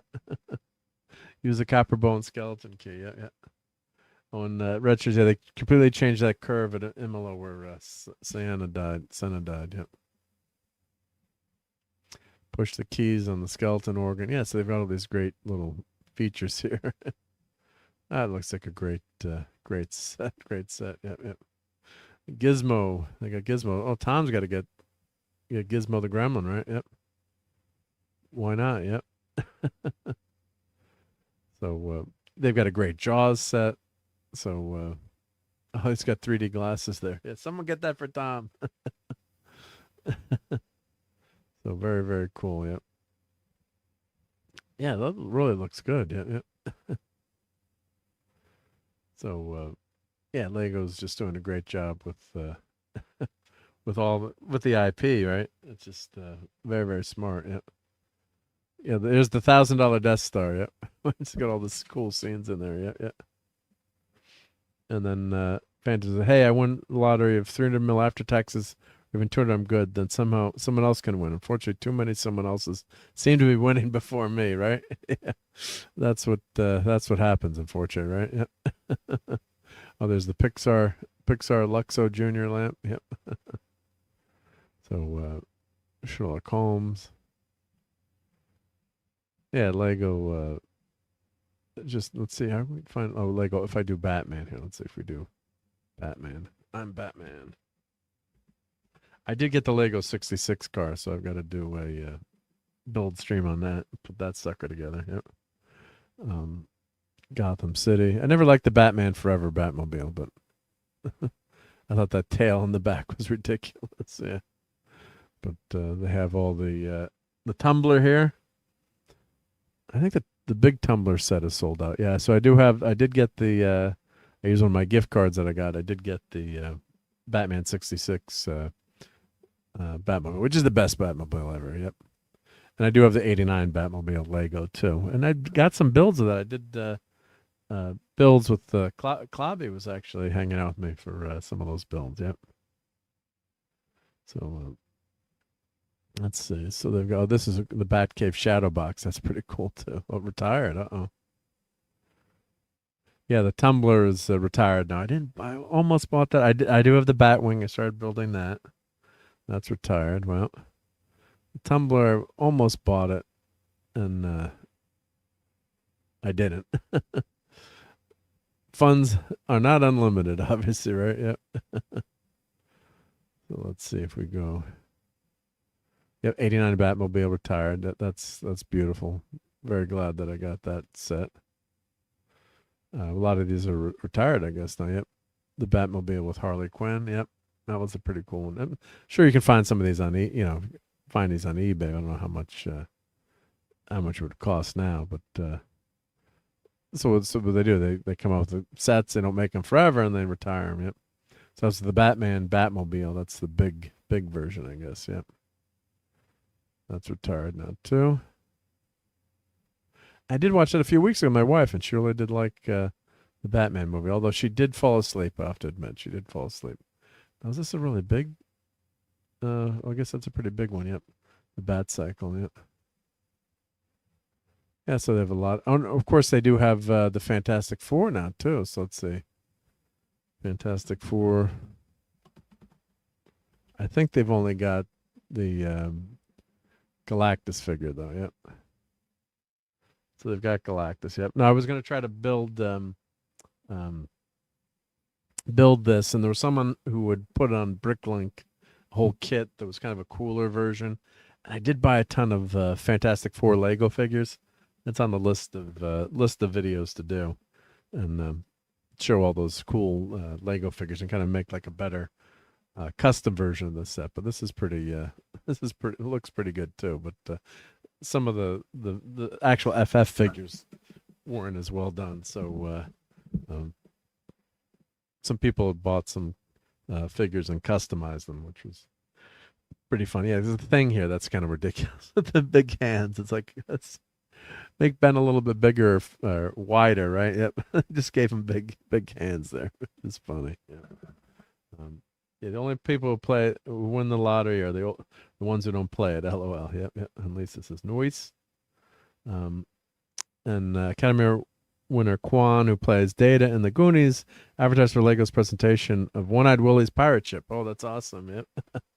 I hope they gave him one. Yep. It's not hard to fall asleep with how long modern movies tend to be. LOL. Yep. Lego Galactus looks anemic. Yeah. So I did find. Let me see if I can dig it up in my. Did I put it in my show notes? Someone had. Let me see if I do a search here for Galactus in my Galactus. Did I have it? Let's stop motion. Let's see. Nope. I saved it somewhere. Yeah, where they had a Galactus, custom Lego Galactus. It was a YouTube video too. Let's see if I can find it now that I'm talking about it. Oh, here we go. Let's see if it's YouTube. Yep. I'll put this link in.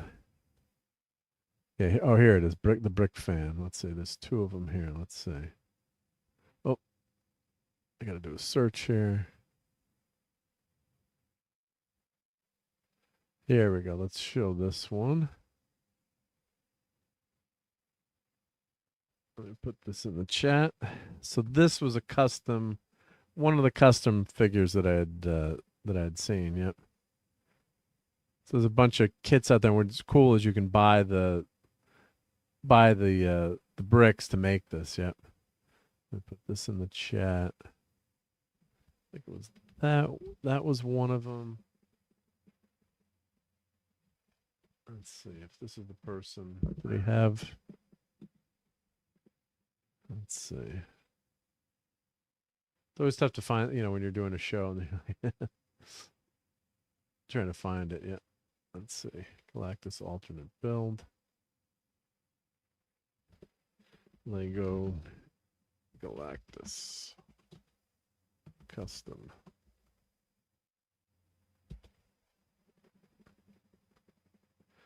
Let's see here. I'm trying to find this for you guys. Yep. Yeah. Oh, here it is. Rebrickable. There we go. This is probably a good link here. Let's see if this is the one we probably have it saved to my bookmarks, but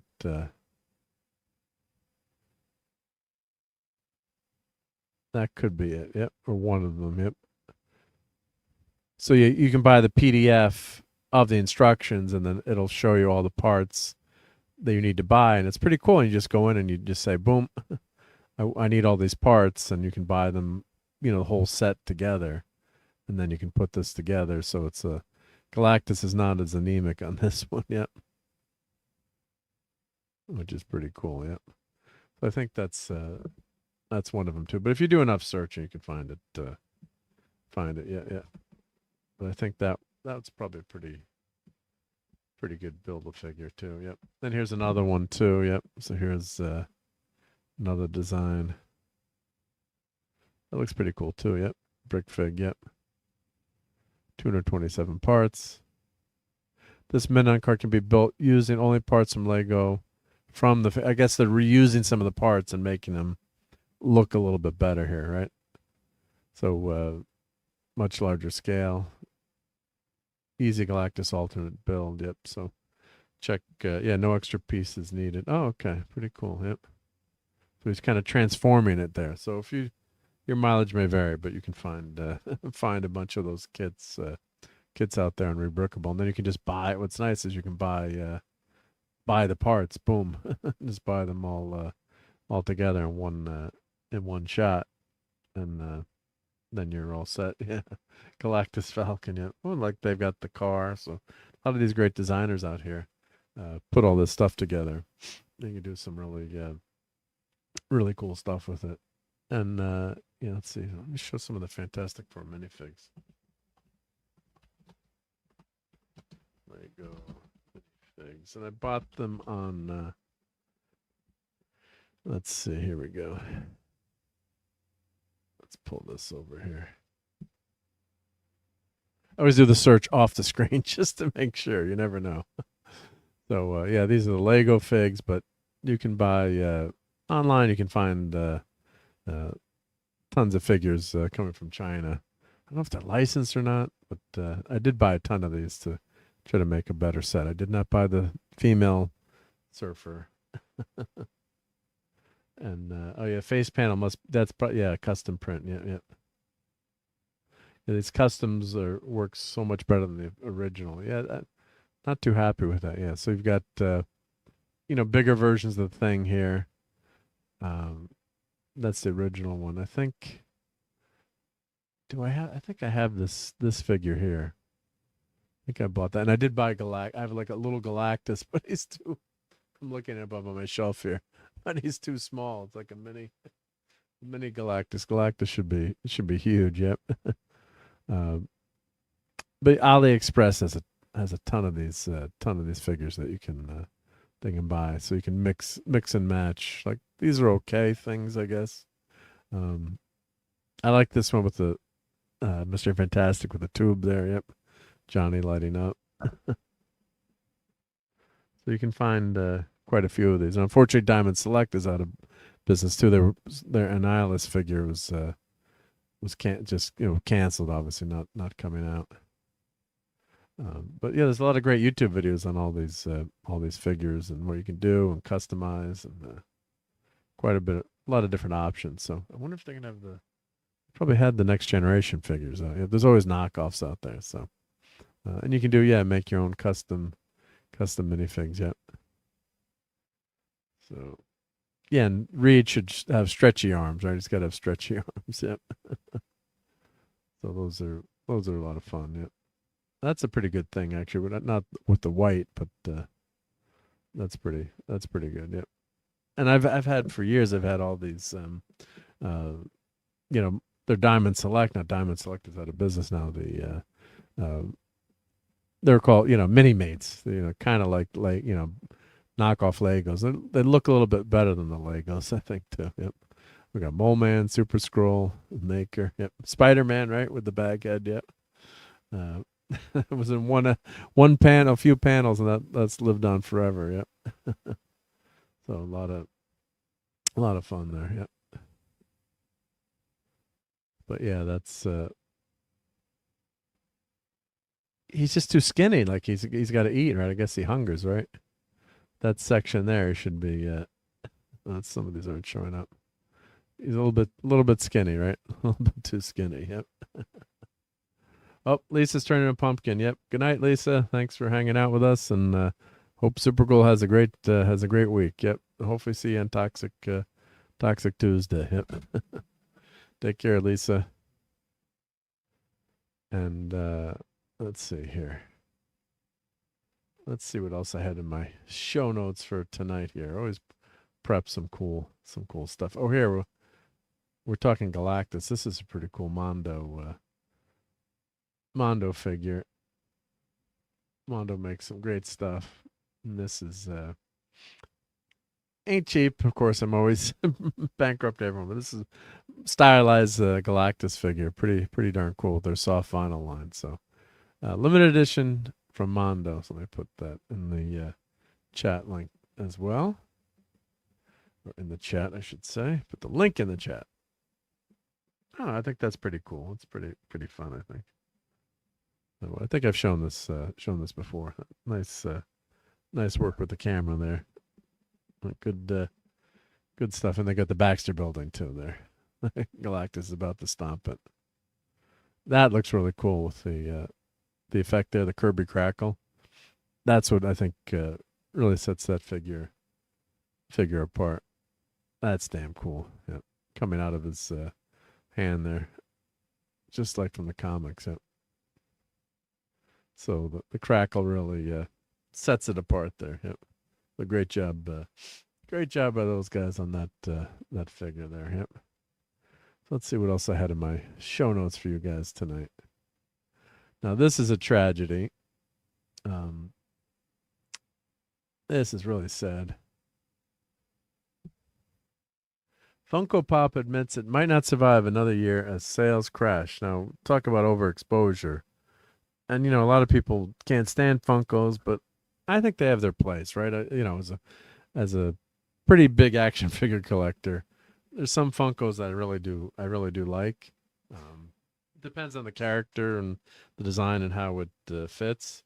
Marvel had their the Mighty Mugs, kind of like a knockoff Funko I thought looked a little bit better than the Funkos. But Funkos, lose, just don't have that facial expression. But depending on the Funko, there are some good Funkos out there. And the covers that they've been doing, I really like those when they've been doing those cover recreations.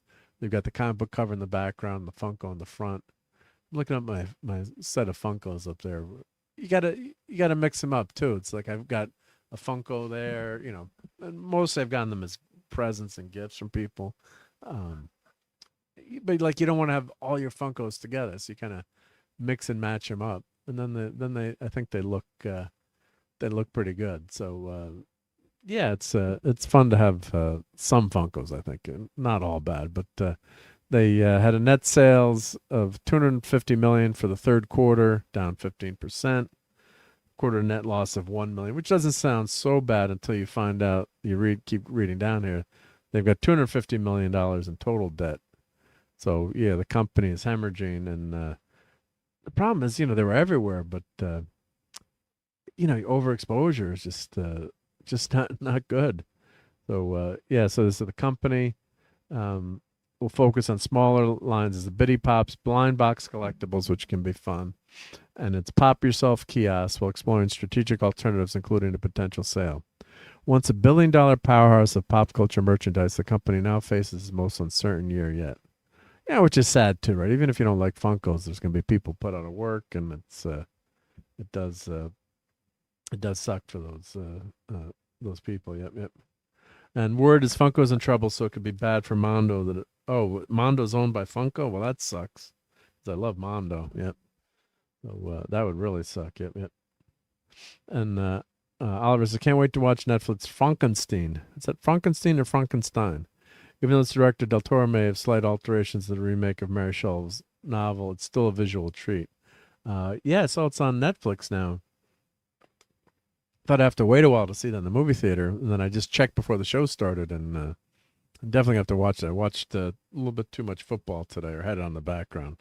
And then I watched Smashing Machine with The Rock, and he's good in it, but it's just not an uplifting, fun movie. Not that every movie has to be, but it just didn't wow me in the end. So it's not a bad story, but and then if you don't like martial arts or boxing, it might turn some people that turns off just the violence of it. So you might not enjoy watching a movie like that either. Yep.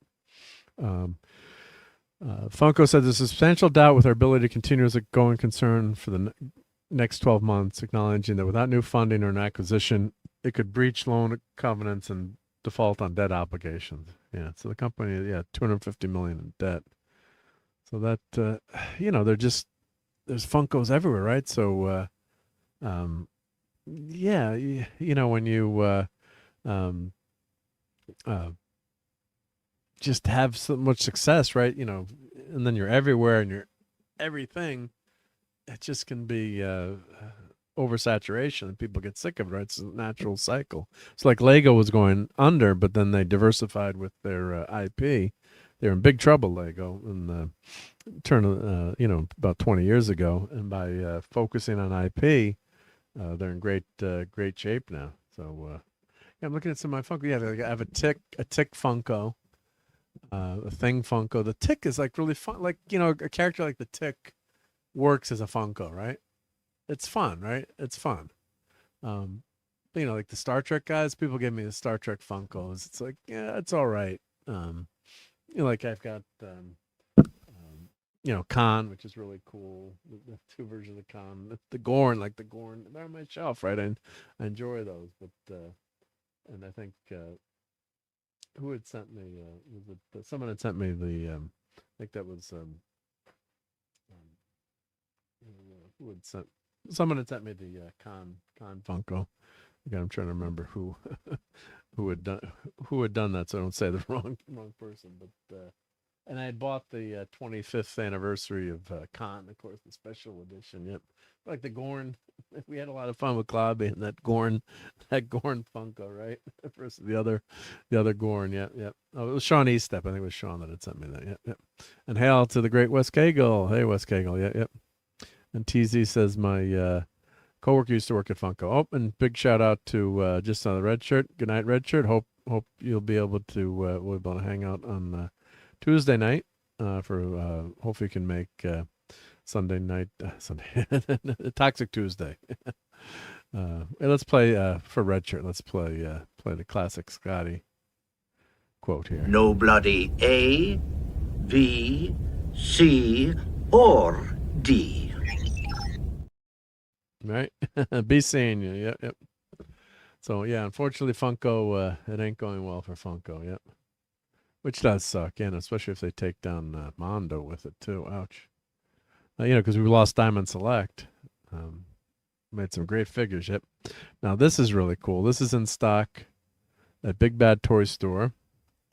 And only $60. It's half price. So we're talking, Predators tonight. And, of course, Alien. This is the original Alien concept, which they couldn't bring to the screen. They couldn't get it to work. So this was the Alien suit by H.R. Geiger. And if you watch the making of Alien, how much they worked on this suit, it was amazing. Never used in the final film due to insurmountable insurmountable technical challenges. This pale, translucent xenomorph is a limited edition, never to be produced again by Mezco.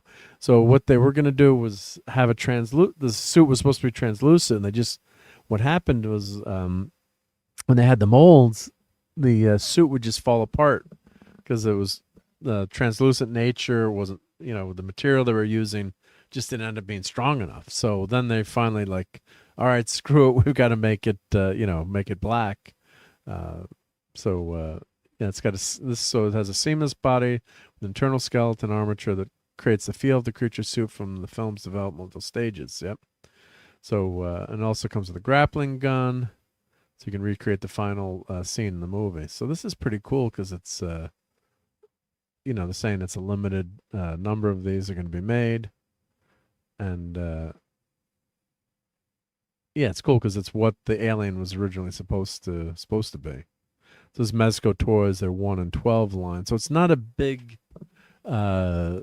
huge scale. It's the 1 in 12 line, but of course the Alien is a big mother effer, right? So, hey, Darren's here. Great to have you here, Darren. Thank you. So here is some pictures. Yes, it looks pretty cool in the hallway here. Yep. So that's what the original Alien. Yeah, there's the airlock scene in the end. That's what the Alien was supposed to be, translucent, and they couldn't get it to work. Now I'm kind of glad they went with the black. Kind of hides a little bit better, and it's I think it works better. But that was the initial Geiger design. They were trying to get it to be translucent. This coating in the suit. So, but Mezco makes some great toys. I mean, I like how there's no joints here, right? It's all hidden inside the figure. So for $60, I'm tempted to buy this if I had unlimited funds, right? And T says, "Hey Darren, always end up on Mark's stream to wind up the weekend. I appreciate that, guys." Yeah. Mezco are pricey for the scale. They sell out quickly because of the low run batches. Yeah. So it's a smaller, it's 1 inch to 12. So, your 6 inch, your 6 foot tall people are that, 6 inches, I guess. Yep. It's the way it works. Yep. So I do have their FF line, which I've never unboxed. And the figures are small, right? The thing is obviously a little bit bigger, but it's a smaller, you can't mix these figures with your Marvel Legends, for example. The scale doesn't work together. Yep. Unfortunately, so you kind of have to have all Mezco figures. Of course, maybe I think this guy might be a little bit bigger because he's an alien. Let's see if it tells us how big is. Yeah, hinged jaw, 3 interchangeable inner mouths. Yes, you can change the mouth inside. Yeah, but they do a nice job. With their figure lines. Yep. Let's see. Here we go. Okay, so you've got face huggers and you've got chest plates you can change and hands. You've got the eggs. Seamless body. So does it give us the height here? Okay, so 7 inches tall. So bigger than it's bigger than the standard figure, but 7 inch, that's like Diamond Select scale. Yep. So very, very cool figure. Yeah. So let's see what's pre-order. Is it wicked figures? Yeah, look at Godzilla. There we go. That's pretty cool. How big is this figure? Yep, $110. Godzilla 1954. 6 inches tall. Okay, so that's not that big. Actually, not that big. Yep. That's a small Godzilla. That looks damn cool. Yeah. Mazinger. Oh, no, that's not Mazinger. It's Grendizer. Yep. Yamamoto there. Yeah, so it's just great time to be a toy collector. There's just so much stuff out there. Oh, look, Sinbad and that's great. Yep. Godzilla 2000.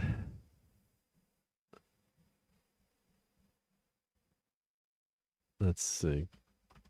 The nacelle figures look really good too. Those are on pre-order on Amazon right now. Yep. Yeah. Oh, and Darren's on Rumble. Awesome. We got someone watching on Rumble. That's great. Yep. Yeah, these Star Trek figures are beautiful. I think Lord Toth has bought some of these. Yep. Oh, was it Crusher's not sold out? Yep. Commander Riker. Oh, we can get Neelix. Yep. Save 10% on Neelix. Yep. I do love that they did have the Spock from the Cage. I believe Spock from the Cage sold out. Underserved Country Captain Sulu. This is great. Yeah, the X06 line. Yep. Dr. McCoy in the 70s jumpsuit. Yep. Just awesome. Yep. Great likeness there. Yep. Before he shaved, right? Yep. Yeah. These are really great. Yep. Really, really good. Yep. And they got Beverly Crusher. Yep. I think the Spock figure, let's see. The original series. Let's see if we can do that. Yeah, the Gorn. Probably should buy the Gorn, right? That looks cool, yeah. So, yeah, the Gorn. They've got the Gorn. And then I need Captain Kirk to go with it, right? Yeah. Original series Type 2 Master Replicas? Is that the same? Is something special about this, or? Because it looks like the Playmates one, yep. Huh. Looks like the Playmates one there, yeah. I gotta find out if there's something cool about that one, yep. Then we've got the nacelle figures, right? Coming out. They're gonna be, they've got Romulan Commander. This must be the line. Second line. Oh, wow. I haven't even seen this yet. Oh, they got Bem. Holy crap. Yeah, this is a line that they're going to want every one of them. Yep. So they've got the Romulan Commander. Oh, they've got Bem. That's so cool. And then we're getting T'Pol. Geordi and that get him. Let's see, Nacelle Company. Yep. Let's see. Star Trek. So this is Wave 2. Good. So they've got Generations Kirk.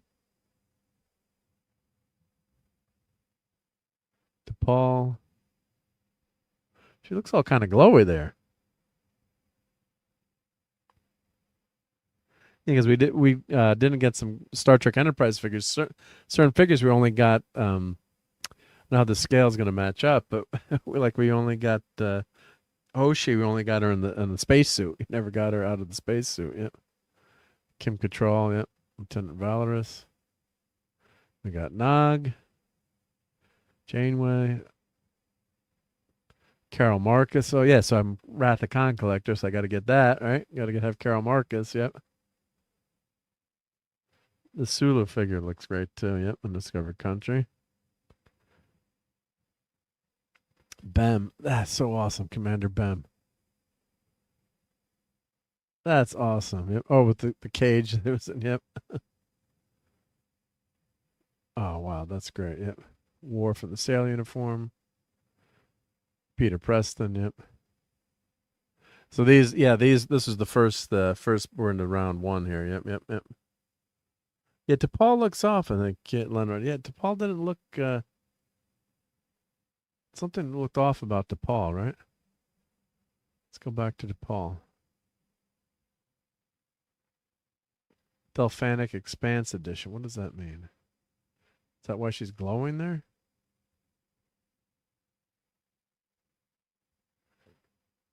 Something about her figure seems off, yeah. Yeah, so she donned a colorful duty uniforms before joining Starfleet. Comes a number of items from her 3rd and 4th years aboard the Enterprise. Let's see. Yeah, something about that figure looks a little... I'd still definitely buy it, but something does look a little strange there. Yep. Hey, Max Redstone series says, I visited San Diego's Comic-Con Museum last week, and we have a museum to Comic-Con. They're having a Doctor Who exhibit. I took tons of photos.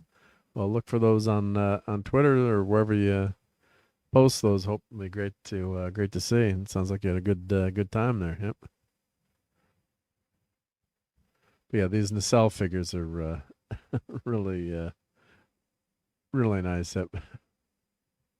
Fall savings. Let's see what they got. What's on sale? But there's just so much stuff that you can buy now as a collector. Where, I'm sounding like you get off my lawn, but you could never.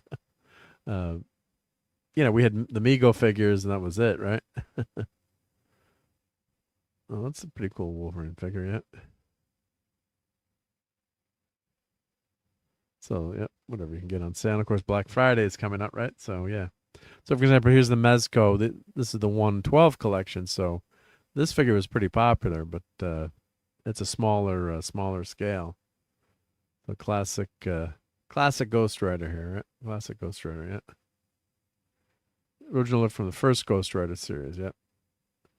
So, yeah, that's damn nice, yep. Of course, you get the cool motorcycle with that, yep. This is the Danny Ketch version, yep. Marvel Legends. Let's see what else they have here. Oh, yeah, the Ben Cooper Wave 6. They got to do Evil Knievel, right? I love these Ben Cooper figures, yep. The Wolfman. So they've been doing pretty well with these, yep. So Clown, Matula Mutant, yep. That's great, yep. Spooky Monster, Visible Man, and Wolfman. Yeah, so I've bought a few of these, and they're pretty damn well done. That's a great idea for a toy line. Really fun, yep. Oh, Deluxe King Odin. Ooh. That's on sale, yep. That figure was on my list, yep. Yep, so that's on sale. We're getting ready for Christmas, right? Yep. That Zatanna look way too smexy or sexy for its own good, right? Yeah. Max says, I recommend you deny yourself nothing. You don't have enough memorabilia. Others have said the same thing, right? Yeah.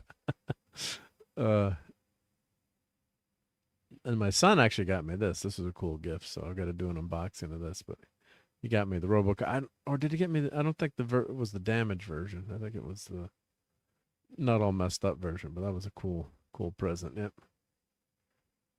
And this I'm tempted to get to. And Steve Mitchum, I don't know if Steve's still out there, but we both like the Batman, so this keeps going down in price. But this is another Mezco figure, 112, the Batman from the Batman movie. And I just watched the hey, Low Spec is here. Hey, Low Spec, yep. Oh, that's Jeff, right? Yep, from Roma. Yeah, I always mix up the names here. The Penguin miniseries is phenomenal. It was just really, really well done. So I don't know if that's giving this movie a new life in terms of getting a sequel, but for $75, I was tempted to get this figure. I'll put it on my Christmas list, I guess. Yeah. And you've got the animated Joker here. That's pretty cool. Is that looks like a Mondo figure, right? Who makes that? Yeah.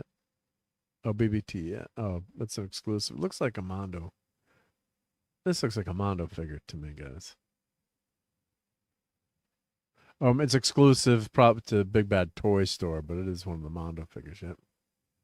Oh, wow, it's only $100. It's down from $220. Yep. I keep seeing these sculpts, and I can't get over how impressive they look. Yeah, there's some great designers out there, yeah. Dawn of Justice, Silverhawks, Masters of the Universe. So these are all the ones that are on sale. Yep. So Secret Wars.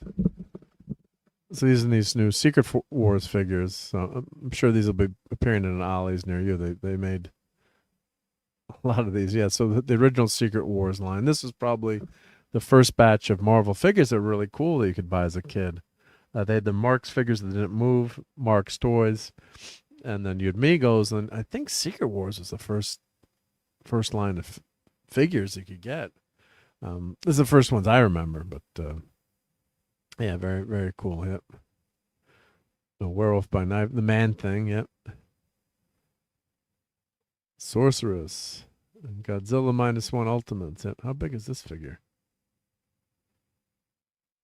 That looks really great. How big is this? Yep. 7-inch scale. So not too big. You know, when I get a Godzilla figure, I'm taking up the whole shelf. But yeah, that's pretty cool. Yep. Sergeant Slaughter. Oh, the other thing that's out now too is Micronauts. Well, yeah, so that was Mondo. Okay, that was Mondo. Yep. Oh wow, so that's only 100 smackrels, which ain't cheap. But this was a $220 figure. I don't know if this is a Black Friday sale. I guess people don't, people wanted them in color, but that's a damn cool figure. Wow. Let's see, all these cool accessories with them. Yep. Go back to the bottom here. So that's and you guys paint them, right? If you're a good painter, you'd paint them. Yep. But wow, that's pretty cool. Yep. And this is for Steve Mitchum. Hopefully, someone will get this for Steve Mitchum. This is the Mayfix Thor 1/12. Oh, it's Mayfix. Okay. That looks pretty darn good too. Yep. That's not the 1/12. Yep. The Mighty Thor.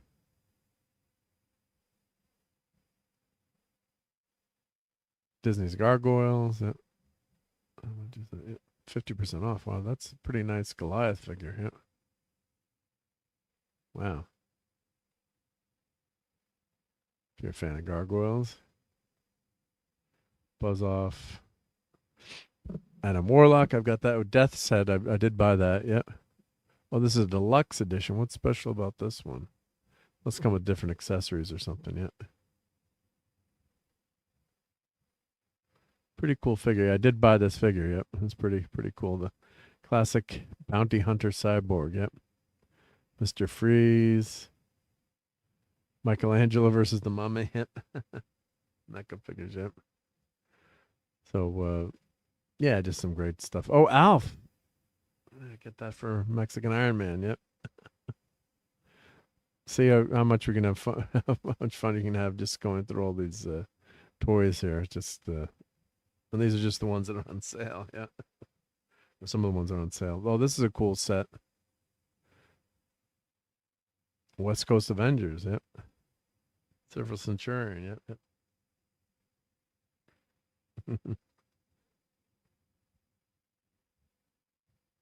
I just love scrolling. Just have fun just scrolling through this stuff. Yep.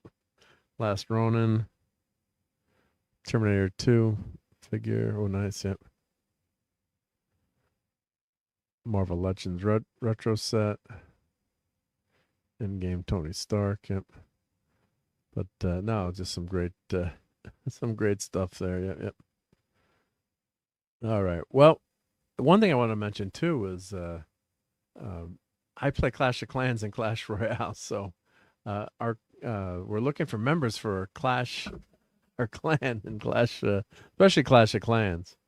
So if anyone does play those games, I'm putting my clan tags in here, and I told the buddies. So we've had, unfortunately, we had a really great clan going in Clash of Clans. We're playing a while, and a bunch of people left, and just things cycle through. So we're not doing too well in our clan, to be honest. So if anyone does play, wants to join, that'd be a fun way to hang out. So in the Clash Royale, our Clash Royale clan actually at one point got to we're like top 10 in the country at one point. So that one's a tougher one to join. But Clash of Clans, Casual Crushers, we're looking for some help. So if you do play, that would be fun to have, and it's a fun spot to hang out in too in the chat there. Yep. So those are the two clans there. If you do play those games, and they are time suckers, and I don't pay for them. I just like I've been playing long enough. My cards are pretty good, but yeah, they can be a time sucker. But yep. Oh yeah, Gremlins 2 is coming out. Yeah, it'll be released in cinemas in November 2027. Yeah, we're talking about that on Midnight's Edge. Oh, and Gen X is here. He's telling me to get good. Well, yeah, if you join our clan, we can get even better then, right? So yeah, Gremlins is coming out in 2027. Yeah, sequel to Gremlins 2. So yeah, check out Tom's show on that. Talked about that quite a bit. But yeah, it's Chris Columbus, and the original director's not coming back, but hopefully we'll get something. Getting something good. Yep. Mark keeps wanting to say Clash of Clams. He's obsessed with clams. Yes. Yes, I'm obsessed with the clams. And actually, one of the local restaurants in town called the Crab Shell closed down after like 36 years. It was a fun spot to go that was right on the water, and you could hang out there and get some good seafood and clams and shrimp and whatever seafood you like. And yeah, unfortunately, they went out of just suddenly closed. They said, "That's it, we're done," and out of business. So yeah, it was tragic. Yep. Hopefully something else will open up there. Yep. Another Legacy sequel coming our way. Yeah. And that would be Gremlins 2. Yeah, the sequel to Gremlins 2 is Gremlins 3. Yep. Right. But yeah, it's hopefully be good. Yeah, hopefully be good. Yeah. Have some good stuff going. Yep. So let's see, what else did we have on the list for this evening here? I think we covered most of the stuff that I was going to. You never cover everything, but not a lot of foodery this week, so we'll skip the foodery. But we did have a couple movies to talk about. Let's see, was there? Yeah, well, I got to watch Frankenstein. So yeah, so everyone check out Frankenstein. Oh, that's what I wanted to mention. Yeah, Doug Drexler. We're talking a lot of Star Trek. So Doug Drexler, the great Star Trek designer. Let me throw this over. I wanted to promote this. So he's got a Kickstarter going for a documentary, and of course he's a great designer of the NX-01 and lots of Star Trek ships. No foodery, blasphemy. Yes, I don't think I have anything. Let me check. I don't think I have anything good, exceptionally good for this week. Let's see. Let me check my food photo albums. Yep. Have anything good this week? And it's all. I showed it all with Nick last week. So yeah, I didn't do any special cooking this week. I'm sorry. Yep. But Doug Drexler, there's a great documentary out. And here's Drexler film. Oh, clams are nasty though. Crab's good. Lobster good. Yeah.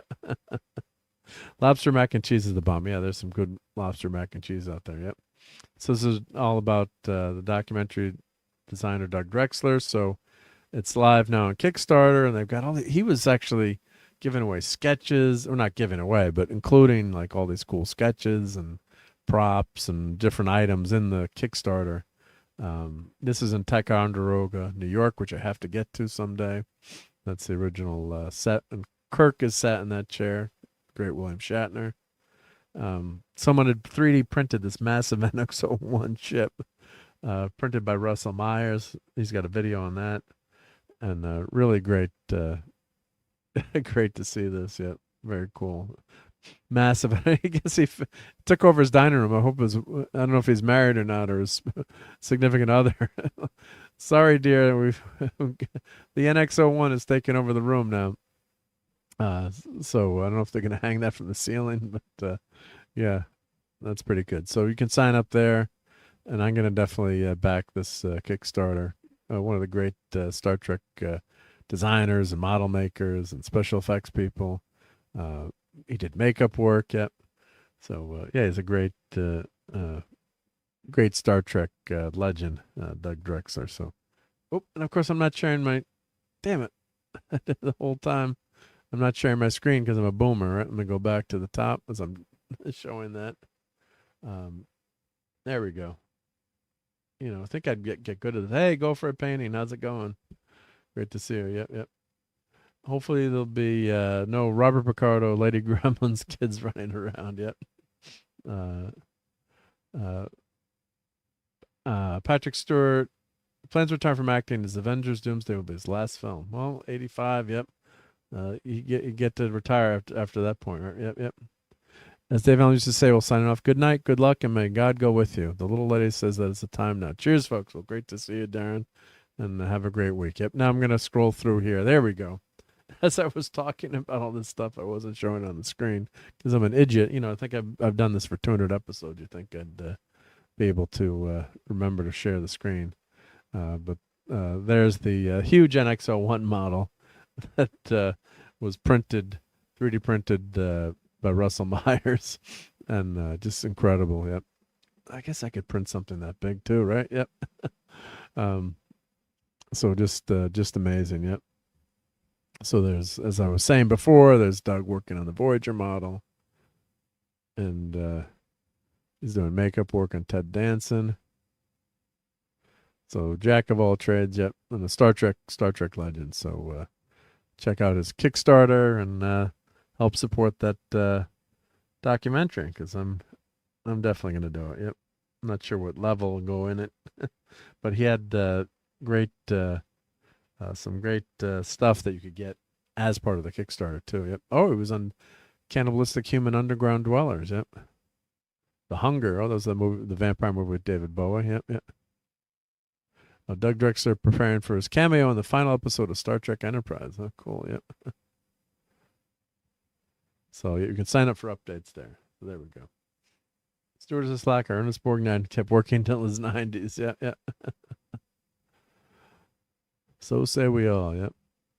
All right. Well, I think this has been a pretty damn good 200 show, and we're gonna hit that traditional 4-hour mark where we say, I'm tired tonight. I don't know if I can do 4 hours. Yeah, that was which is amazing. We always hit that 4-hour mark, but yeah, just great to have everyone here tonight. Thank you. I know Steve Mitchum was in the chat. He was here on that second show, I believe. Yep, and Dadman, of course. Thank you, Dadman, for being here. And I always forget to put Dadman's icon in when Dadman's here. Yep. Yeah, so just really appreciate everyone hanging out here for 200 plus episodes and many more, right? So thank you to everyone. I want to thank everyone who was in the chat tonight. So we've got almost 40 people. So Go for Painting, check out Go for Its Painting channel. Really great, obviously work on painting figures and models. Great stuff. I'm trying to get good in that, Gen X. Yep. Wes Cagle, Nick Weiser, of course. Thank you for joining me, buddy. Thank you for being on the 200th panel tonight. Let's see, CJ Rebel. That's Tom F. Then Tim, RobAltis. Or this is Tom F. That's CJ. That's Tom F. I'm reading my list. Tom from Midnight's Edge was here. Stephen Mack, Wade, Max Redstone, Claude Saling, of course, Dadman. Again, in the list here, E. Clay, Gap After Dark, Jonathan Conroy, Darth Scipio, Gen X, Darren M., David Jones, Maddie's Daddy, TZ Burton, Small Time, Republic, Polly's Minion, Professor R2, Lisa, Keely Chow, Red Shirt, Oliver Belamonte, Phantom Outsider, Admiral Teague, Don, Brian Hepburn, Buddy Hepburn, Lenrod, The Stream Elements Bot, JT Kirk, and Deadman. Oh, Deadman was number 1, and JT was number 2, and Lenrod number 3. So of course, I want to thank the Deadman for his $5 super chat, and also JT Kirk. Let me put these back up again, and also JT. Congrats on hitting the big 200, and the Deadman again. So thank you so much, everyone. That's really appreciate your super chats, and of course, I want to thank channel members now too. So I'm going to list everyone who's a channel member, and yep, everyone is, of course, really appreciated for doing that. I know it's times are tough for a lot of people. I got the government. I think the government's opening back up, but it's been tough this last month if you work for the government or in the military. So shout out to everyone who's protecting us and air traffic controllers and working without getting paid. So thank you to everyone who's doing that. So let me, I'm going to have to download these and then read them, because I'm going to time to try to read them. It messes me up. Yep. All right. But yeah, it's been a lot of fun doing this show. I can't believe I guess it's 4 years. I got to look at that first date, but yeah, 200 episodes for about 4 years. So it's time flies. I just remember being so nervous that first time hanging out with Cloudburn Times, just because you're just nervous, right? Now knock on wood, I'm used to doing it, but that first time you go to you go live, and especially that very, very first video I did on McFarlane's King Kong. I was like, it felt like I was shaking there, but very nerve-wracking to do. But yeah, thank you for all your support out there. So channel members again are Brian Hepburn, JT Kirk, Andy Jill, 70s Rock Fan, Christian DeLorme, Max Rudstone, RRTNZ, RobAltis, DJ Ronnie G, Nick Weiser, Metalorian, Dadman, Philip Story, Professor R2, and Wes Cagle. So thank you very much to all your channel members out there helping keep the lights on around here. And yeah, StreamYards is expensive and not getting cheaper by the day, but I also appreciate all the even if you just do that $1 a month, it's just super nice. I just really appreciate it. Just that little tip there and that support is really nice, and you get to do all those cool avatars here, right? So I do have a members stream planned for this week. I've got that all set up, ready to go. So we're gonna get a member stream going this week. And again, if you are a channel member and you haven't filled out that form to get some Marc D swag, make sure you do that. I'm checking. I think I've only had 2 people respond to that. So let me double check to see if anyone else has signed up for that. So yeah, if anyone else, yep. Oh, good night, TZ. Good night, Lenrod. Yep. Good night to Oliver. Yep. Good night to everyone. Yeah, it got late, but let me just check to see if anyone else has done that, or that's in the member chat. If you go to community and check that link out that's in there, you can fill out the form to obviously I need your address to send you something. Let's see, did anyone else send something? Let's see, I'm just double checking. I check every couple of days just to make sure for the contact information form. Yep. And I've only gotten 2 responses, so which is fine, right? Yep. But if you are a channel member and do want some swag, or if you've been a long-time channel member and you dropped your membership, I've got the list, but you could always email me at marcd@gmail.com, and we'll work. I'll definitely send you something for a long-time channel member, which would be great. So 8 Dems voted with R to send the deal to a vote in the Senate, and then it goes to the House, and the president might take a few days. It got exactly 60 votes. Yeah, so they didn't have to nuke the filibuster. I guess. Yeah, they Trump was asking the Senate to get rid of the filibuster. So yeah, you figure after it went on this long that somehow they would get it through. Yep. No government pork. I like pork. But all right, everyone. Well, it's been a great celebration of 200 episodes. It's good. We got the government reopened on our show tonight, I guess, right? Just kidding. But shout out to a lot of people in the military and air traffic controllers. Yeah, they've been working without pay for a month, and that's, yeah, you can get it by a week, a couple of weeks maybe, but yeah, that's pretty damn tough to do. So glad that finally got resolved. So all right, everyone, we'll have a great week, and be safe, and we'll catch you on issue 201 next week. Good night, everyone. Take care, and thanks for being here. Fun storming the castle. It's 106 miles to Chicago. We got a full tank of gas, half a pack of cigarettes. It's dark, and we're wearing sunglasses. Hit it.